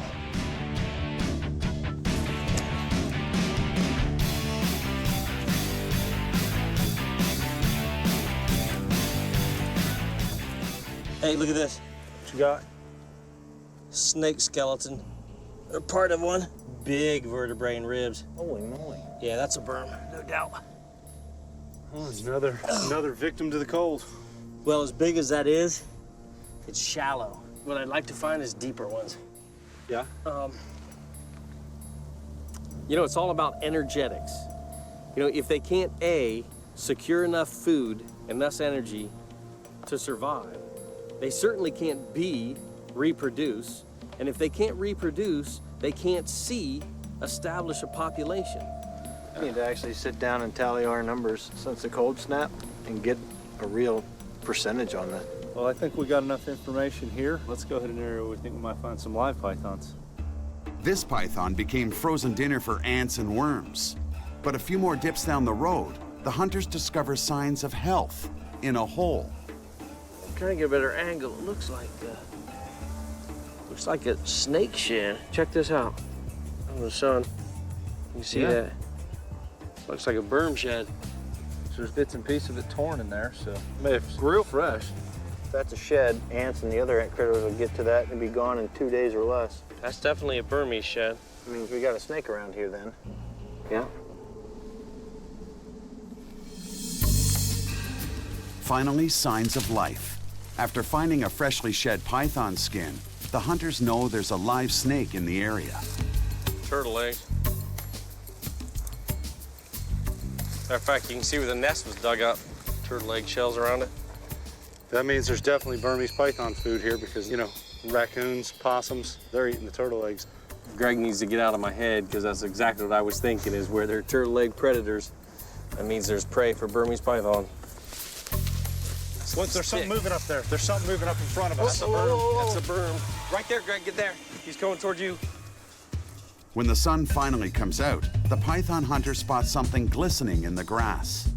Oh, he knows you're there. Look at the tail Yeah, he going. knows. Look at his tail going. He's wagging that tail. That animal is aggravated right now. He had a nice sun spot, and as soon as we come through that right there, he just started moving. He came out of a hole around here somewhere.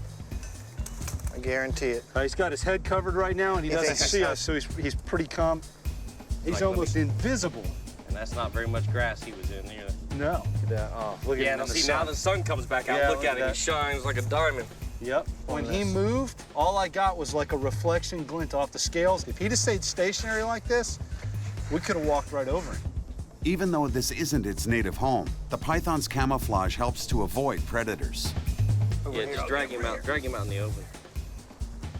Come here, buddy. Oh, yay. And when that doesn't work, Oh, yeah, he is upset. it's a feat of physics. A snake uses almost half its body in a defensive strike, and it takes just 1/6 of a second to happen. Yeah, he feels that heat coming off my hand. Sure does. Oh, yeah. He's forgot about me completely. You guys are moving enough. Yeah. Okay, maybe not completely. Ooh, get that tooth on there. Come on. He's trying. You can get it. Yeah, you he's can get trying. it. Look at that. Get that flesh. Look at that. That animal is It's a decent looking Look at that. animal. Yeah, look at Weight-wise. Yeah. But one of the smaller ones we've seen out here, and we look at these holes that we've been finding. That's a perfect size to get in there. He Get out of the could cold. get in those crevices. It feels pretty empty. Little spurs. That's a girl. Cooperative. There he is. And we got 85. 7.5, Greg. 7.5 on the girth. The measurements indicate she's young and healthy. 86, 87. That's ideal python body temperature. And this snake's lean and mean, all of which have helped her to survive the Florida freeze. It's an important discovery. Who actually caught that one? What's that? I grabbed it first. You saw it first. You get to carry it. Oh, we'll just share it. Wait a minute. Kidding? Wildlife officials think between 3,000 and 100,000 pythons live here. Even if it's possible that 50% succumb to the cold, there's still a huge python problem in the glades.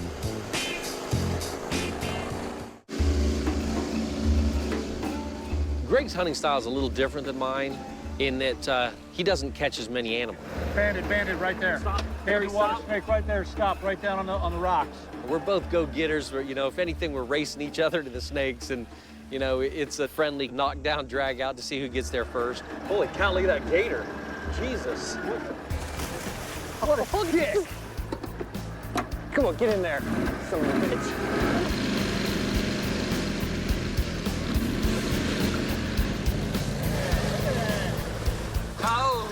Oh, all right, give me my snake.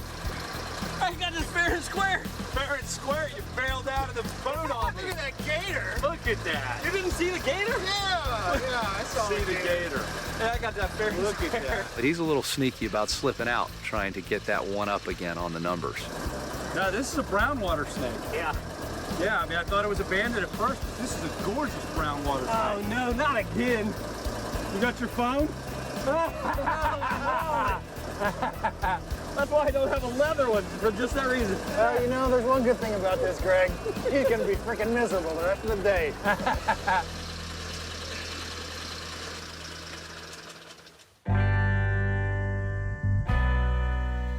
The sun is back in Florida, and temperatures approach near normal. But after almost 2 straight weeks of lows below 10 degrees Celsius, the coldest winter in 30 years has killed thousands of animals in the Everglades. At Sean's place, his wife Jen and son Thorne get their exotic animals out for some much-needed basking. Meanwhile, the python hunters try to turn their data into conclusions. We're subtropical, and that's the tip of Florida. These animals have evolved and come from Southeast Asia, which is full-on tropical climate. The farthest north animals we found are in very poor condition, and now all the way down into the south. We're finding just as many dead animals as we are live ones now after this cold front has gone through. Extended periods of cold is a death warrant for them. Sean knows firsthand about the effects of cold on pythons. He conducted a series of state-sanctioned cold weather experiments on the serpents. Well, it's colder than snot out here. That's what I found. But you know, it's the morning of the 4th day. There's absolutely no response. I don't see any breathing. 26, 27 degrees. That's head temp on this animal. They are icicle cold. Magnificent animals, but they just can't take sustained cold like this. 6 of the 7 snakes perished in the cold. The 7th died later from a resulting upper respiratory infection. I don't see how all this talk about them making their way up to Georgia and the Carolinas and then to Virginia and on up to Washington has any merit at all. So you're saying we're not gonna have pythons crawling across the White House lawn in 10 years? No, not at all. Don't believe they're gonna be crawling across the governor's mansion's lawn in Florida or Georgia either. The very southern tip of Florida is the only thing that's going to support these animals. These respiratory infections with their immune system down could take months to take its toll on these pythons, so we got a lot more data to get out there and collect. But these giant snakes have also shown an incredible ability to battle back. I think they're resilient. I think the fact that we are finding, you know, a number of them still alive means that they're not down and out totally. We found that one Burmese python that got into that cold state, that catatonic state, and those vultures just, you know, picked a 15-inch by 4-inch chunk of meat out of that thing. As part of a fully sanctioned experiment, Greg took the python back to his reptile facility. There, he enlisted his son Lane in helping with its recovery. They gave the ravaged wild Burm water and a warm, dry spot to recover from its wounds. I'm gonna pass it off to you, all right, Lane, so I can inspect the body on this guy again. Still acting like that wild Burm. Can you get him under here? Slide under my hand. When Lane's at school, he's got such a reputation for dealing with wildlife. Tell me when you got him. That any time they've got a snake or something in the playground, they call him out of class to come catch it. All right, look at this. Well, look how good he's healing. And that was raw muscle last time. So this is where a bunch of them ate part of his skin right off, and then they pecked throughout his body. And we caught that animal from the nose all the way around this eye. Looked totally damaged. And after this animal has shed out, you can see he's got a little bit of scar tissue around the eye, so he's missing this big scale right here around that one eye. But other than that, everything else is healing perfectly on this animal. That's amazing. What do you think? I think he's doing good. Here's a maggot. That's But good, isn't it? Yeah, that is good. You know why that's good? Because they eat the dead skin off. That's exactly right. That's amazing to show the resilience of these animals. So, I mean, I don't think by any means we've wiped these things out. So I think we can all agree that having a cold event that would totally eradicate them is probably not going to happen. So we're still going to have to manage these animals. You know, we've collected a lot of data.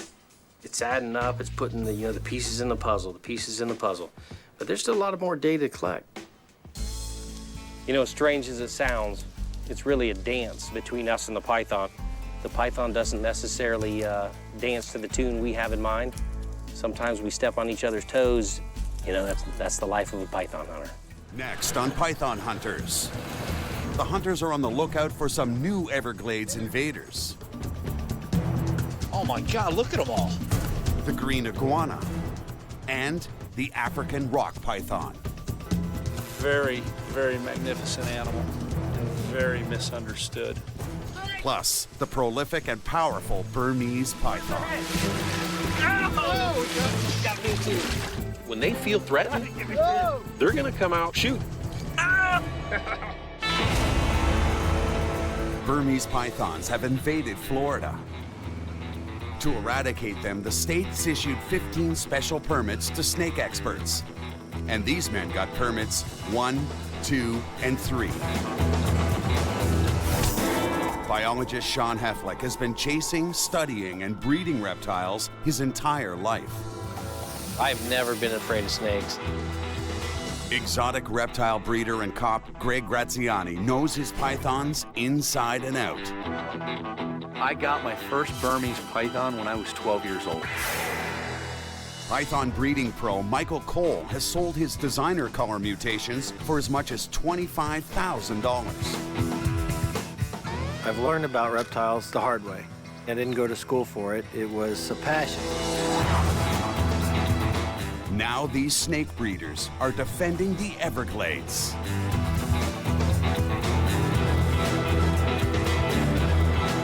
They are the Python Hunters.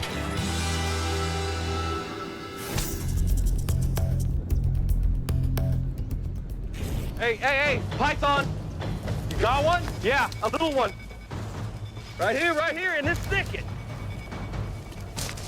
Guys, you coming? Not far, I can't get through here.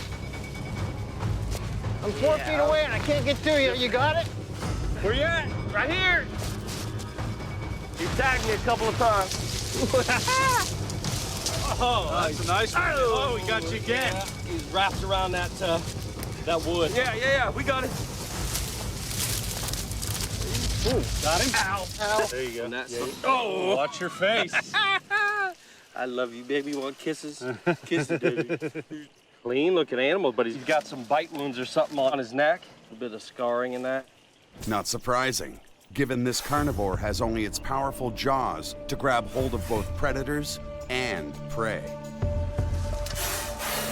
Awesome little dude. Right here in this sun patch as I walk through. Don't do that, not on the thumb. No, not on the thumb, buddy. It's also not surprising that this species from Southeast Asia has taken hold in the Everglades. Get some temps, Greg, you know, because he was in that sun.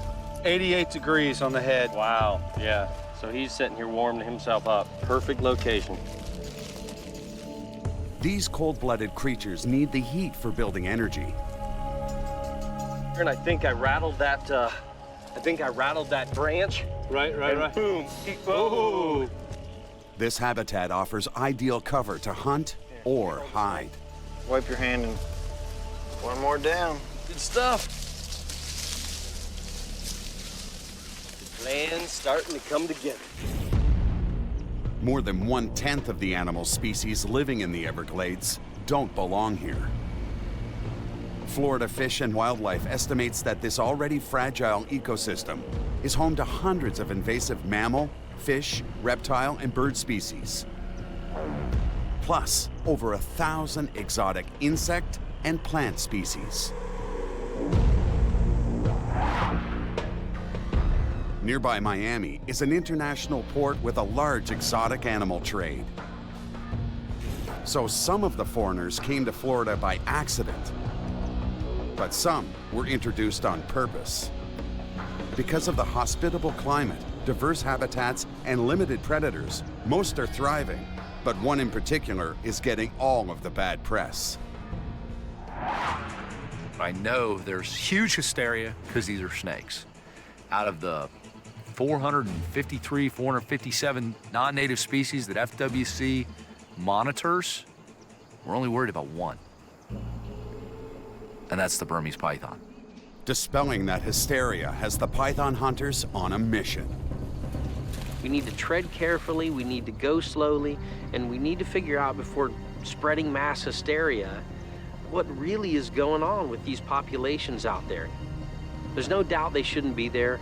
Nobody's going to argue that. They're exotic, they don't belong, but they're not necessarily the alligator that ate Manhattan. How do these Burmese pythons fit into the ecosystem? What are they eating? What's eating them? Well, we know they're generalists.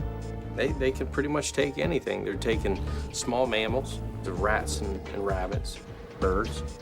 They've taken alligators. Is there any other data at this point that there is a decline in another species due to these pythons? We know that these pythons have eaten at least one wood stork and at least one blue heron. But we also know that wood storks and blue herons eat a lot of snakes. And then we've got the American alligator. That's the big boy out there. That's the one that eats adult burms as well as juveniles and anything in between. It's definitely, I think, going to benefit that population. But there's no research on it. The hunters are performing a necropsy on a burm killed by cold weather for a close-up view of the adaptations that have made it so successful. We can speculate that there'll be absolutely no problems or that the problems will be horrific, but what do we have to look at to figure that out? Maybe no one would notice if the pythons stayed in the wilds of the Everglades, eating rats and rabbits. But they don't.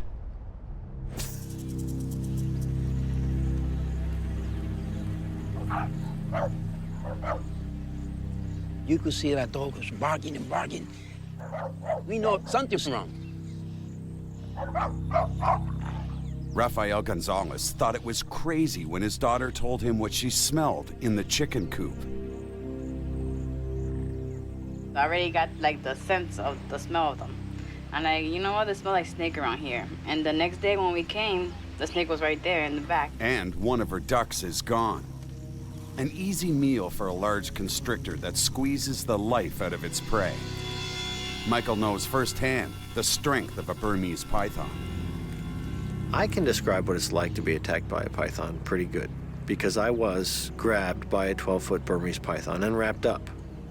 It was my own mistake. I was feeding the animal, and it got a hold of my hand instead of the prey. And when it wraps up around its prey, it squeezes. It squeezes. Every time you breathe out to take a breath, it tightens. Eventually what happens is you cannot breathe in anymore. And that's how it eventually suffocates its prey.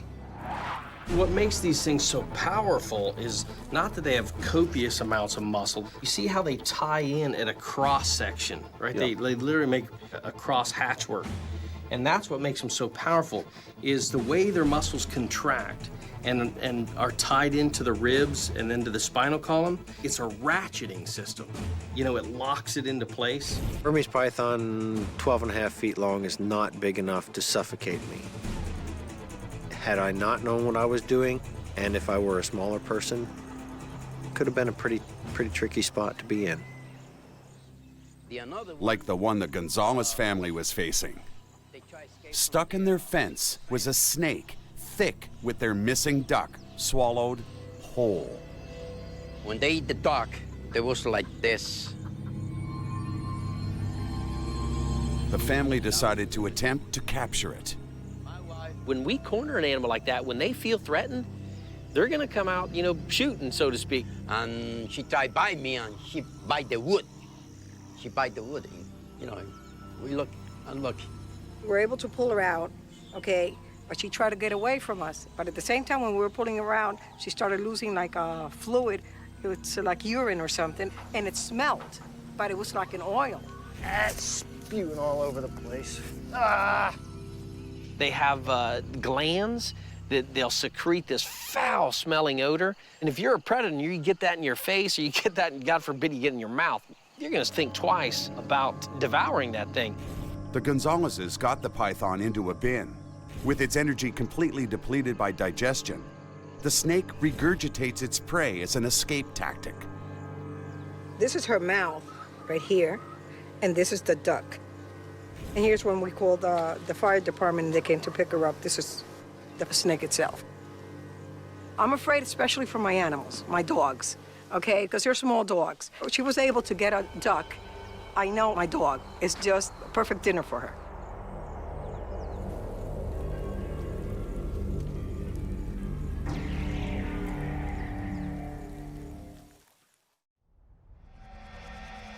The Burmese python's occasional appearances in urban and suburban areas has got the state officials' attention.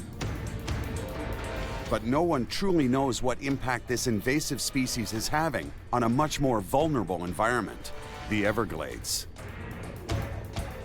Yes, Officer Collins, this is Michael Cole, one of the python hunters. We're going to be going out doing a hunt today. It was almost a joke when Michael approached the commissioners and said, well, we need to take the Everglades back. And one of the commissioners said, are you willing to go out and hunt pythons? And Michael said, yeah, I've got more people with me that are willing to help. I'm permit number 1, 2, and permit number 3. And the commissioners were like, well, it looks like we've got 3 guys that are serious that can go out, collect these snakes, get the data we need to see exactly what, if any, detriment they are to the environment. And that's pretty much how the team got put together. Hey! Hey! Slow down, slow down. Oh, what are you hollering about, man? Oh, nothing. Just a burp. Look at that. I walked not 20 feet from here. Coming towards this log. I don't think I'd have seen it, but it was moving. They can barely see it, and it can barely see them. You know what? It's in a shed. It can't even see. Totally blued. It has no idea. If I stand still, this snake will crawl right past me. Oh, he's deep in shed. Look at that. Yeah, that's I don't think you can see it. The damn thing. As snakes grow, their skin doesn't. So they need to shed their skin as often as several times a year. The clear scales that cover their eyes dry out and appear to turn blue. For that time, they are nearly blind and have to rely on their heat sensing to know when another animal is near. He doesn't even know that's my foot. He senses something. Look at him sniffing. He also's got that heat sensing. He just realized a big, massive animal just got in front of him. And look what he did. He immediately rerouted himself. Yeah. You know, in this state, that snake is defenseless. Almost defenseless. I mean, you can come within 2 feet of it and do whatever you want. Yeah, predator would have no problem taking this animal right now. I tell you, this is pretty cool because we rarely get the opportunity to watch these guys like this. It's always run, snatch, grab, you know. Because of the shed, I guarantee it. All because of the shed. Get some pics while he's, you know, while he's doing his thing. This foreigner's survival is helped by its tan, brown, and black camouflage, blending it seamlessly into the glades grasses. In this viewfinder, I can't see him. I mean, I know where he's at. I have to look with my naked eye and see that one section. For the capture, Michael's snake catching technique is one that should only be used by experts. Typically what we'll do is grab the animal by the tail, and a lot of times at that point they get aggravated because they're being restrained and they want to know what has them. You can see this animal's being a little bit aggressive here. We can use this hook here to direct the head a little bit.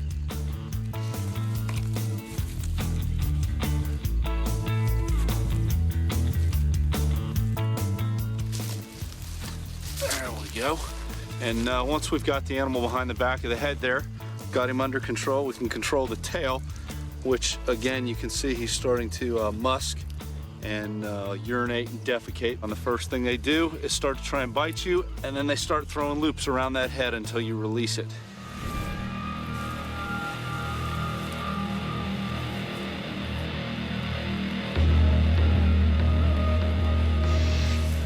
Half forgetting this isn't a tame snake.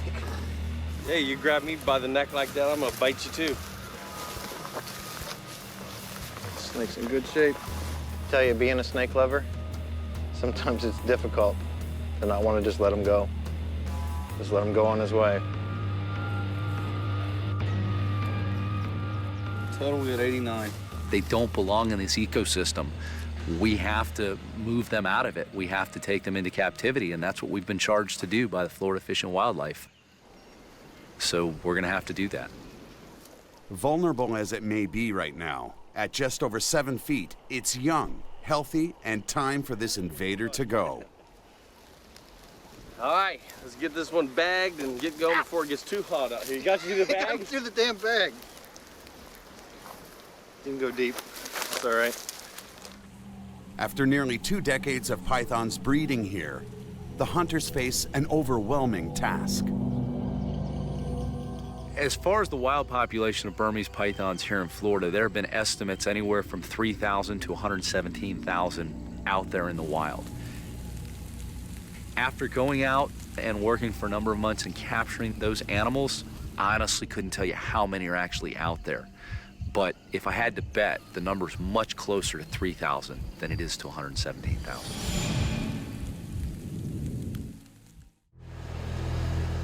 The hunter's task today is to determine just how much damage invasive species are doing to the Everglades.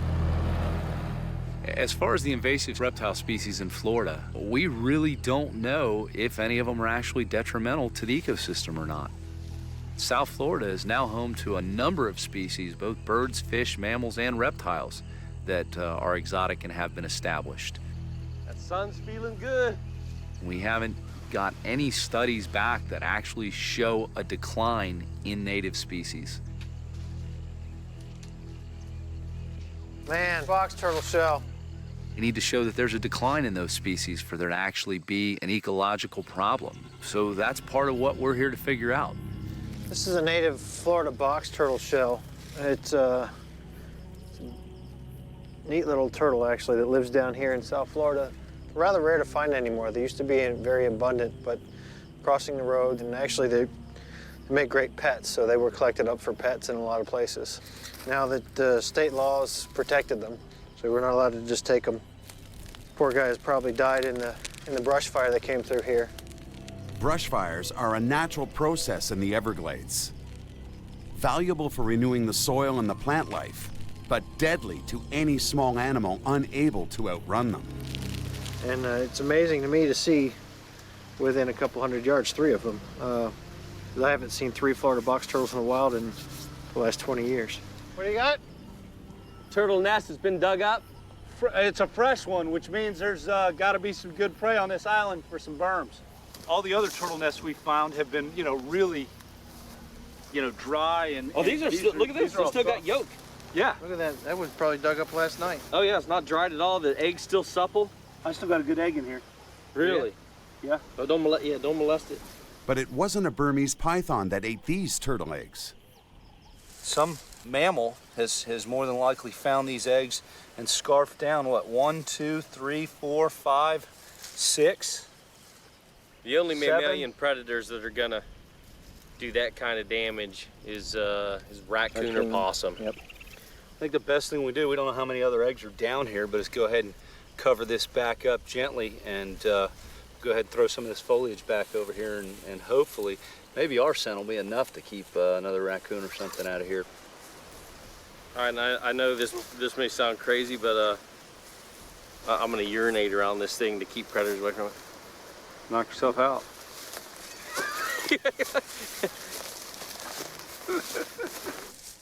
I'm on the wrong side of this.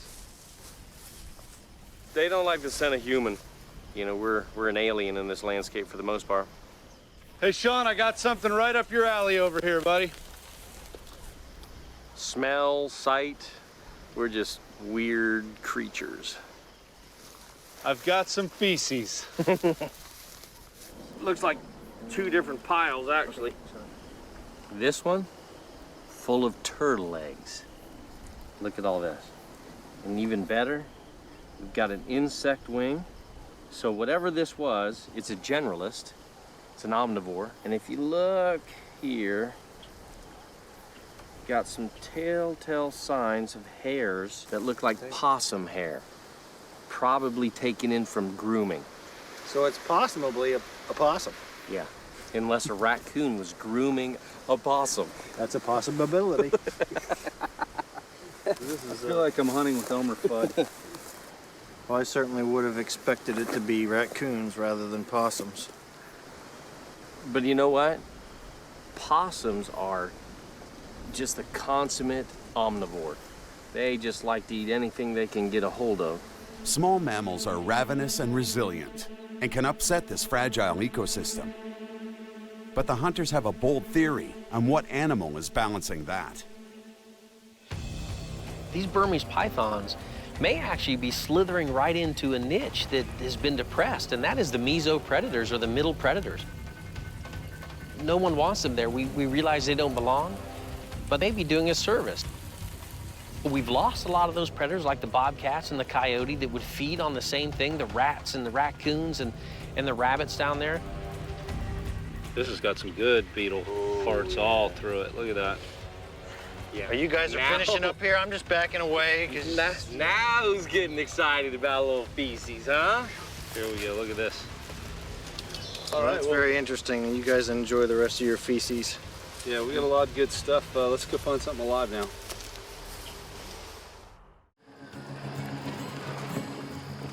The hunters travel to the edge of the Sawgrass Marsh to hunt through the knee-deep waters.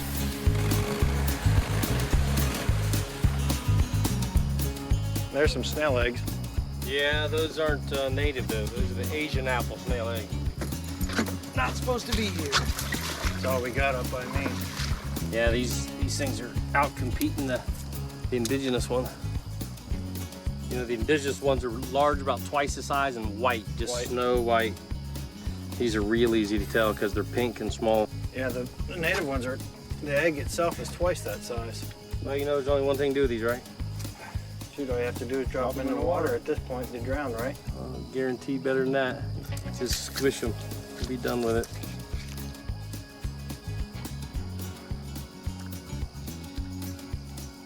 It's like caviar. It tastes like crap. I'll take your word for it. Water is way deeper than I thought it was gonna be. Yeah. I think the hardest thing that goes on when we're out hunting snakes is truly finding them. Ooh, squishy there.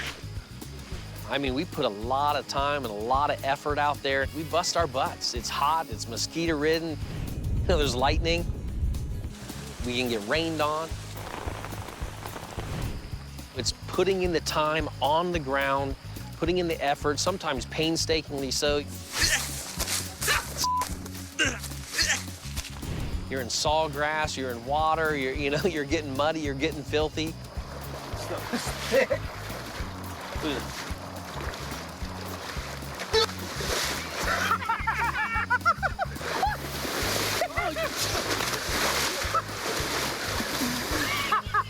What are you two doing? I think I just sucked a snail at my... Oh, God, it's cold, man.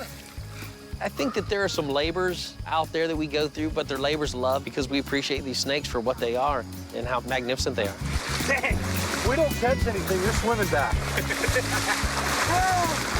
Swimming back? I got the key in my pocket.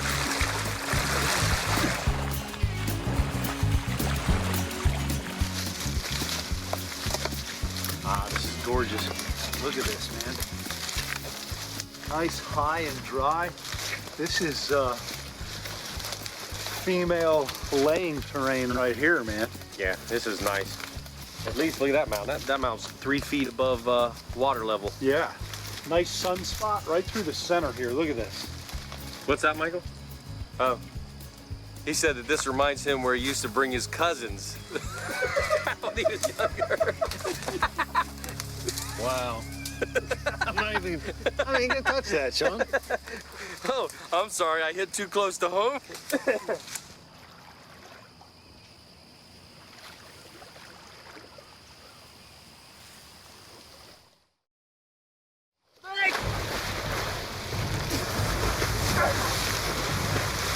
Where's the head?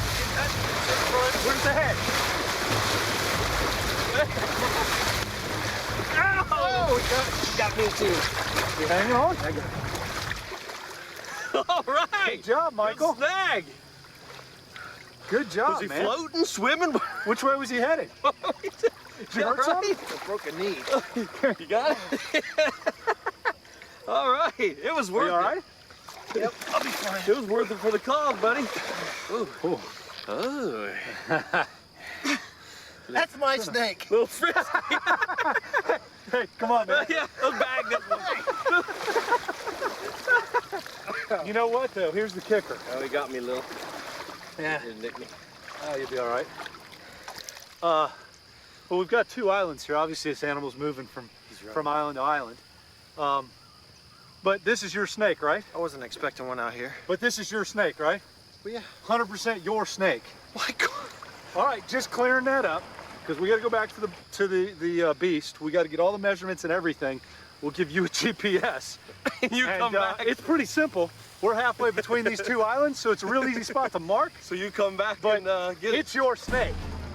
This guy's been out here probably since it was born, living in one of these tree islands and traveling back and forth, getting what it needs to eat. This is probably right around 2 years old, either a 2 or a 3-year-old. It just depends on how much food it's actually getting out here as to how fast he grows. The hunters can guess at the approximate age of the snake by its size. Hey, look at this. I mean, this animal is full of fatty bodies. Back at the lab, the necropsy shows this snake was a healthy predator. He's definitely been eating. We got all this fat stores over here. Food intake is stored in fat deposits that run along the length of the snake's body. Nothing in there. Obviously, this animal is eating well enough, and they're efficient enough to only eat a few times. Yeah, you know, we've heard that the media and others have put that out there, that they're talking about these animals eat daily and they're sucking down all this food. And we know that not to be true. It could be out there maybe only having to eat once a month. Maybe that constitutes 12, you know, fair-sized prey items. And maybe not even that many, because you look at the cooler months where they don't feed. So maybe that constitutes 8 or 9. It has done well to adapt to these newest surroundings. Well, thanks to us, no more. The average size of the Burmese pythons the hunters are capturing is around 9 feet, about 3/4 of their maximum length in the Everglades. So the hunters don't believe the opportunistic pythons are pillaging the Everglades of its endangered species. But what impact could the thousands of pythons be having on the rest of the ecosystem? Anytime there's a large injection of a creature that gets to such immense size and preys on such a wide variety of animals, that there is a definite possibility of it becoming established, and especially in an environment such as the Everglades, where we got great weather year-round and lots of stuff to eat. It's a swallowtail kite, one of the most graceful birds of prey that there is. Fortunately, they nest high, and they don't hardly ever come to the ground except for when they're on prey, so the Burmese pythons shouldn't affect them too much. This guy just won't quit. Trying to get you? He still wants a piece of that animal. You know, there's a lot of speculation there about this wild population down there, and I think really the goal of what we're trying to do is the more pythons we catch, the more data we collect, and the better the science that comes out the other end is.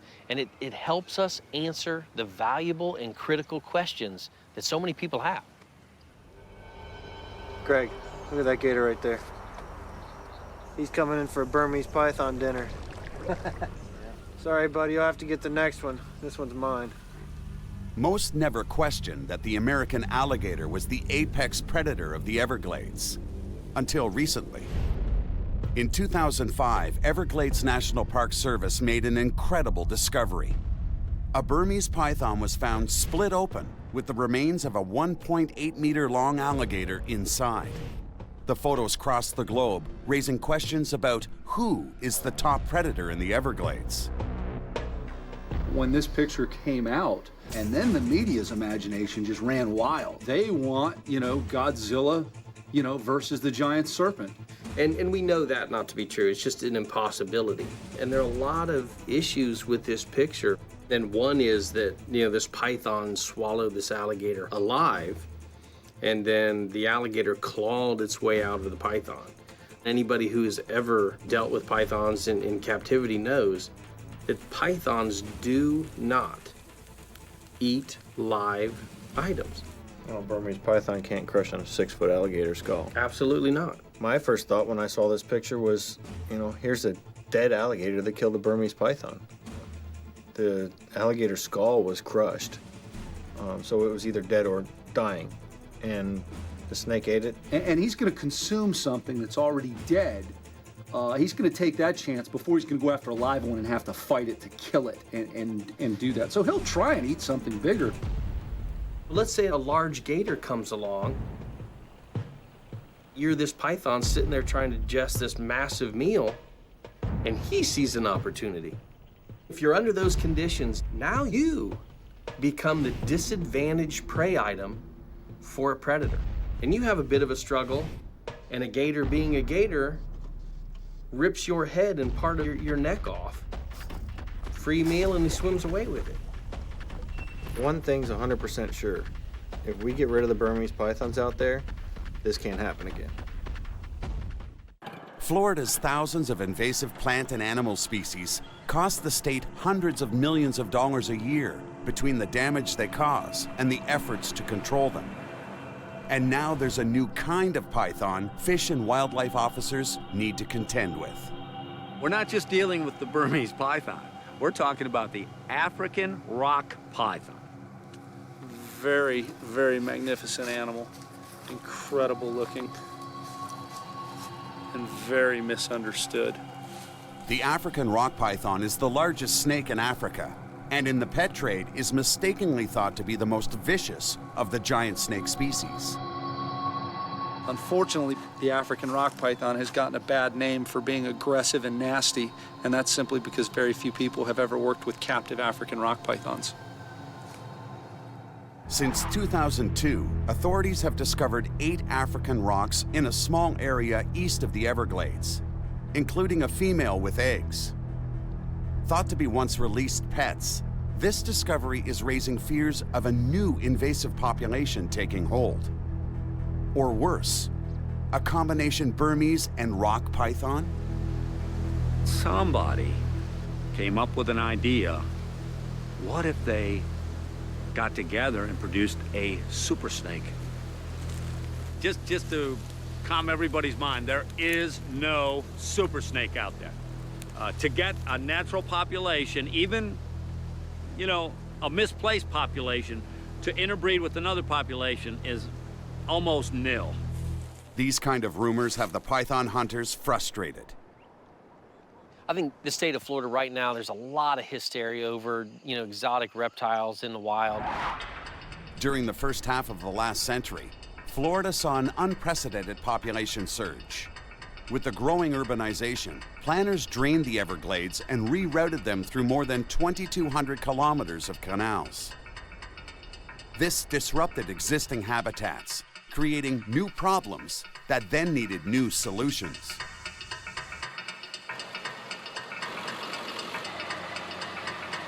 Hey, Greg! Since their introduction in the 1930s, the cane toads may have had more of an impact on the Everglades than the pythons. Oh, you got a bufu toad there, man. Another one of our alien invaders here. Look at that boy. That's a big fatty, too. They now number in the millions.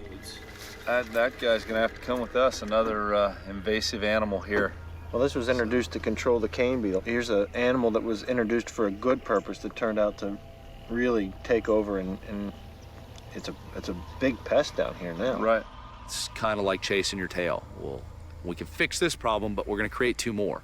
Very few predators for this animal because of the poison glands. It secretes poison. So I can squeeze him a little bit, and you can see the toxin coming out of there. An animal bites onto that, it gets some of this poison on it in his mouth.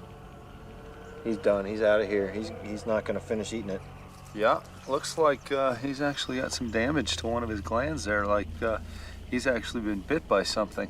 Well, we notice he's still here. Yeah. So those poison glands right there. They must work. Now my son won't mind him coming home.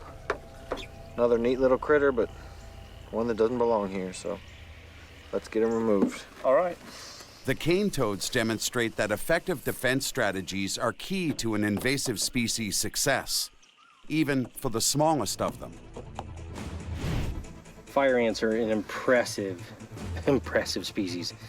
You know, they account for a massive amount of biomass destruction of native species. You see, they just go crazy when you disturb the nest.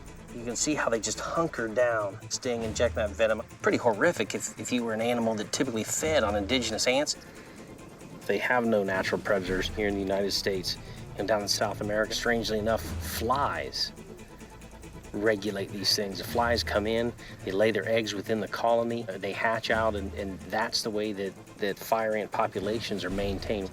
Here, I've got nothing. Nothing wants to eat these things. You really want to, you know, put yourself in that situation, is if you eat, somebody, you know, chew fast. They're real acrid, real acidic, and not the best tasting of ants, without a doubt. Go ahead. No.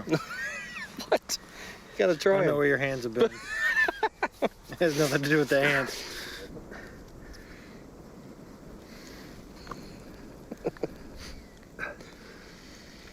Chew fast. You still got one on your finger. They're just acidic, you know, but who wants to eat that, you know? Who wants Not a me. mouthful of that?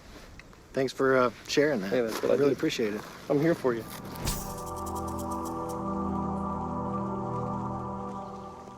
Tell you, this is pretty sad. You know, this is nothing but exotics in here. This, you know, right underneath a canopy of Australian pines.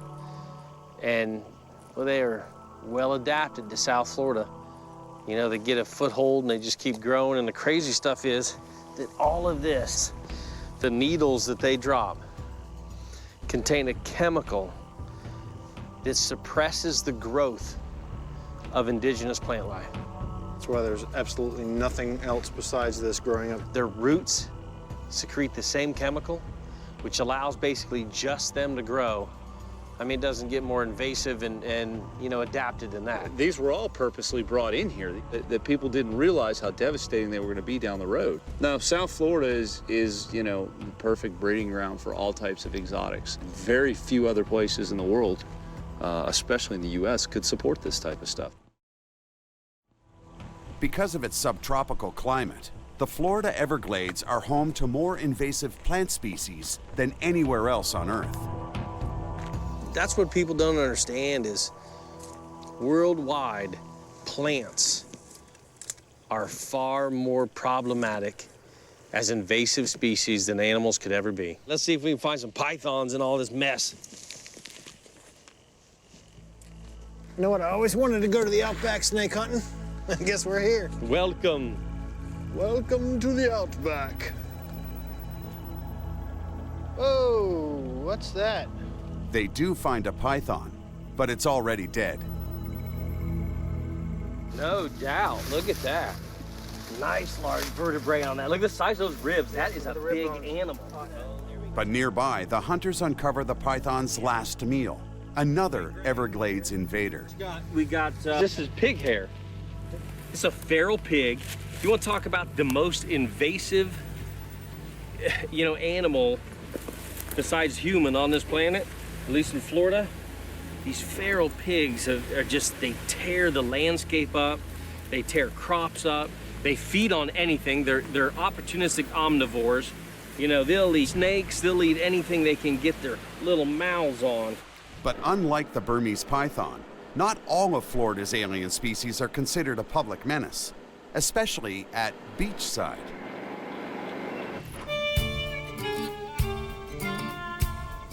Oh my God, look at them all. Holy This is like cow. a zoo exhibit. That's impressive. Look at all the males, courtship display. Yeah. Head bob. Bobbing their head, throat plates out. What are there, easy 100? Oh, easy.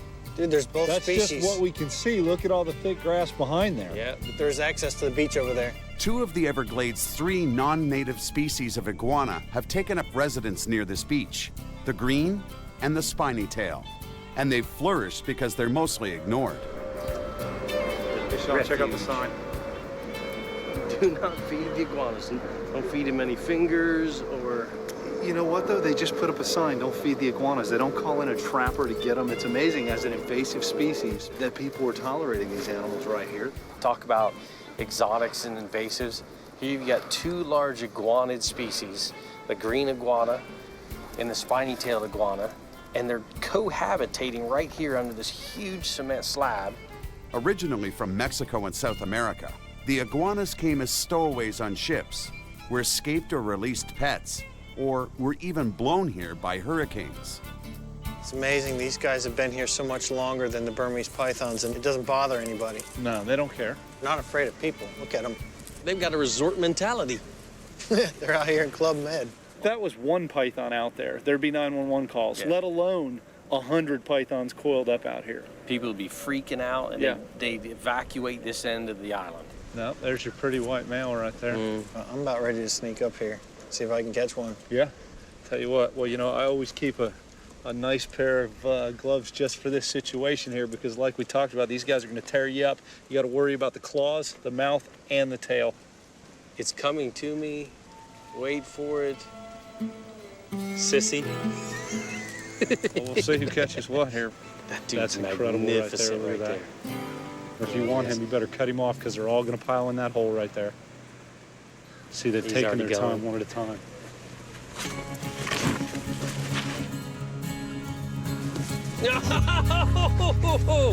You can't believe how quick that thing is, man.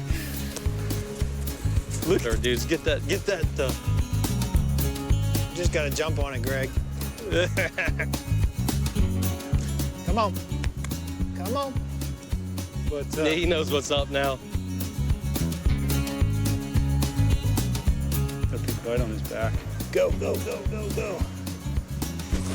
You got him. Animals blowing up. I mean, they just take in air immediately. Look, you can see the claw on this thing that's already hooked into the glove right here. Hadn't I had those gloves on, that'd have been embedded in the side of my arm right there. Look at the horns on his nose. I mean, these things are just incredible animals. Holy cow, Mikey got one. Oh, he cheated. How did I cheat? You got a male or a female there? Yeah, Male. another female. Well, they're porous. They're small, though. Yeah, that's a female though. And you can tell, flip it over. You can actually see the eggs in this animal. Let's put these two up as shorts. He's got total advantage. But the big white male hasn't given up yet. Of course, neither will Sean. Rick right there? Yeah? Give me that glove. I'm not getting my finger bit. Reaching in through there. Hello. Yeah, I can't get past your glove. It takes up so much room. He's got his legs set on the edge of the concrete. About to give up, Sean? The dude is in there. Hang on. I know this, when he comes out. He's gonna be mad or Well, he could turn right now and take a finger if he wanted, I think. Got himself all puffed up like a balloon. I might lose a finger, which would suck in an iguana catch, huh? He's gonna be mad. All right, all right. Here we go, here we go, here we go. That's my boy. That's him. That's him. Look at that. You are a sexy lizard. Look at that. Look at the difference in sexy temperament lizard. between these two lizards. Check out that trachea. Just like the snake, you can see exactly where he breathes. When his mouth's closed, that goes up to the roof of his mouth, so he breathes right through his nostrils. That is an amazing animal right there. And here's another fine example. Now, it's been said that back in the day, Crandon Park Zoo, the old curator released tons of these spiny tails and greens on the property. And, you know, we're just right up the road from that. And they've had decades and decades to move on. Back then, you know, before people knew better, they were kind of like peacocks. They brought them in, they let them loose on the grounds, and because they were fed and the habitat was there for them, they stayed. On top of the zoo facilities that did that, along with the pet trade, they're just, South Florida is just covered with these animals right And here. this is a large breeding population, undisturbed until now. He's been working the ladies. Working the ladies. He's gonna work your fingers if you let him. No way. Him and I have an understanding. I won't let go and he won't bite me. All is sunny for the invasive iguanas. But the forecast for the Everglades is anything but. The Everglades habitat is life-sustaining for the native plants and animals that live here. The most invasive species to threaten that balance is humans. Now, wildlife officials believe it's time to let us take care of one of the biggest invaders, the pythons. Let's use humans to control these pythons. What better way than a hunter that is working his way through the woods, you know, and looking for rabbits or squirrels or whatever he's looking for, and he comes across a snake. He's already gonna have a gun in his hand, and he can dispatch that animal very rapidly. Or if he feels like it, he could catch the thing live. I mean, there's enough young guys that wanna wrestle with the thing, take it, show it off. How about coming for a python hunt? Exciting, huh?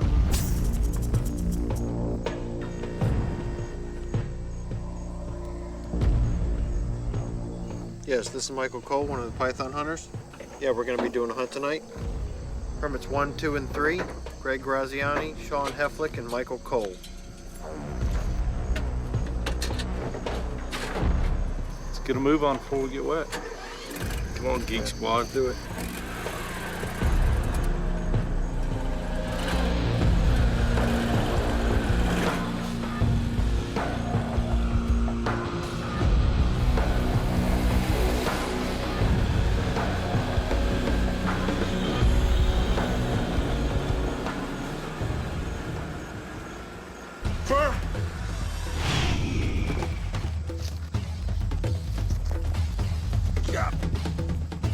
Whoa!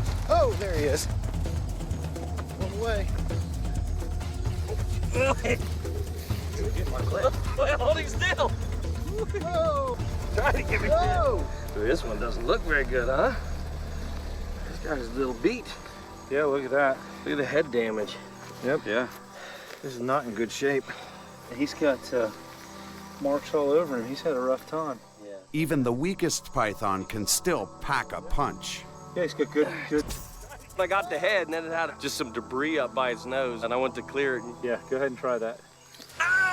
I told you. You gonna do it again? Did you hear him scream? I know you squeezed that animal's ass when I did that. I know Greg squeezed the tail. It's all good. I got something for him. You know, it all comes around. Not the prettiest snake in the world, but you know, they don't have to be pretty for us to capture and get him out of this system. Typical Sean. Can't deal with authority. I warn you to, yeah, go ahead and try that. Not 3 seconds. Bam! Ah! I think the misconception is that you think I view you as an authority. I think therein lies the issue. I think I've already proven you should. No. Why, squeezing a snake's ass and getting me bit? What if we learned about the Burmese? We know that they have predators. We know that they're providing an extra food source. We also know that they're taking animals out of the ecosystem. What we don't know is where that balance lies. Well, that's true. We need to get a lot more gut content because it seems that on these species that we have had reports of them eating, it's one here, one there. Most of the consistent stuff we're finding are, you know, rodents and rabbits.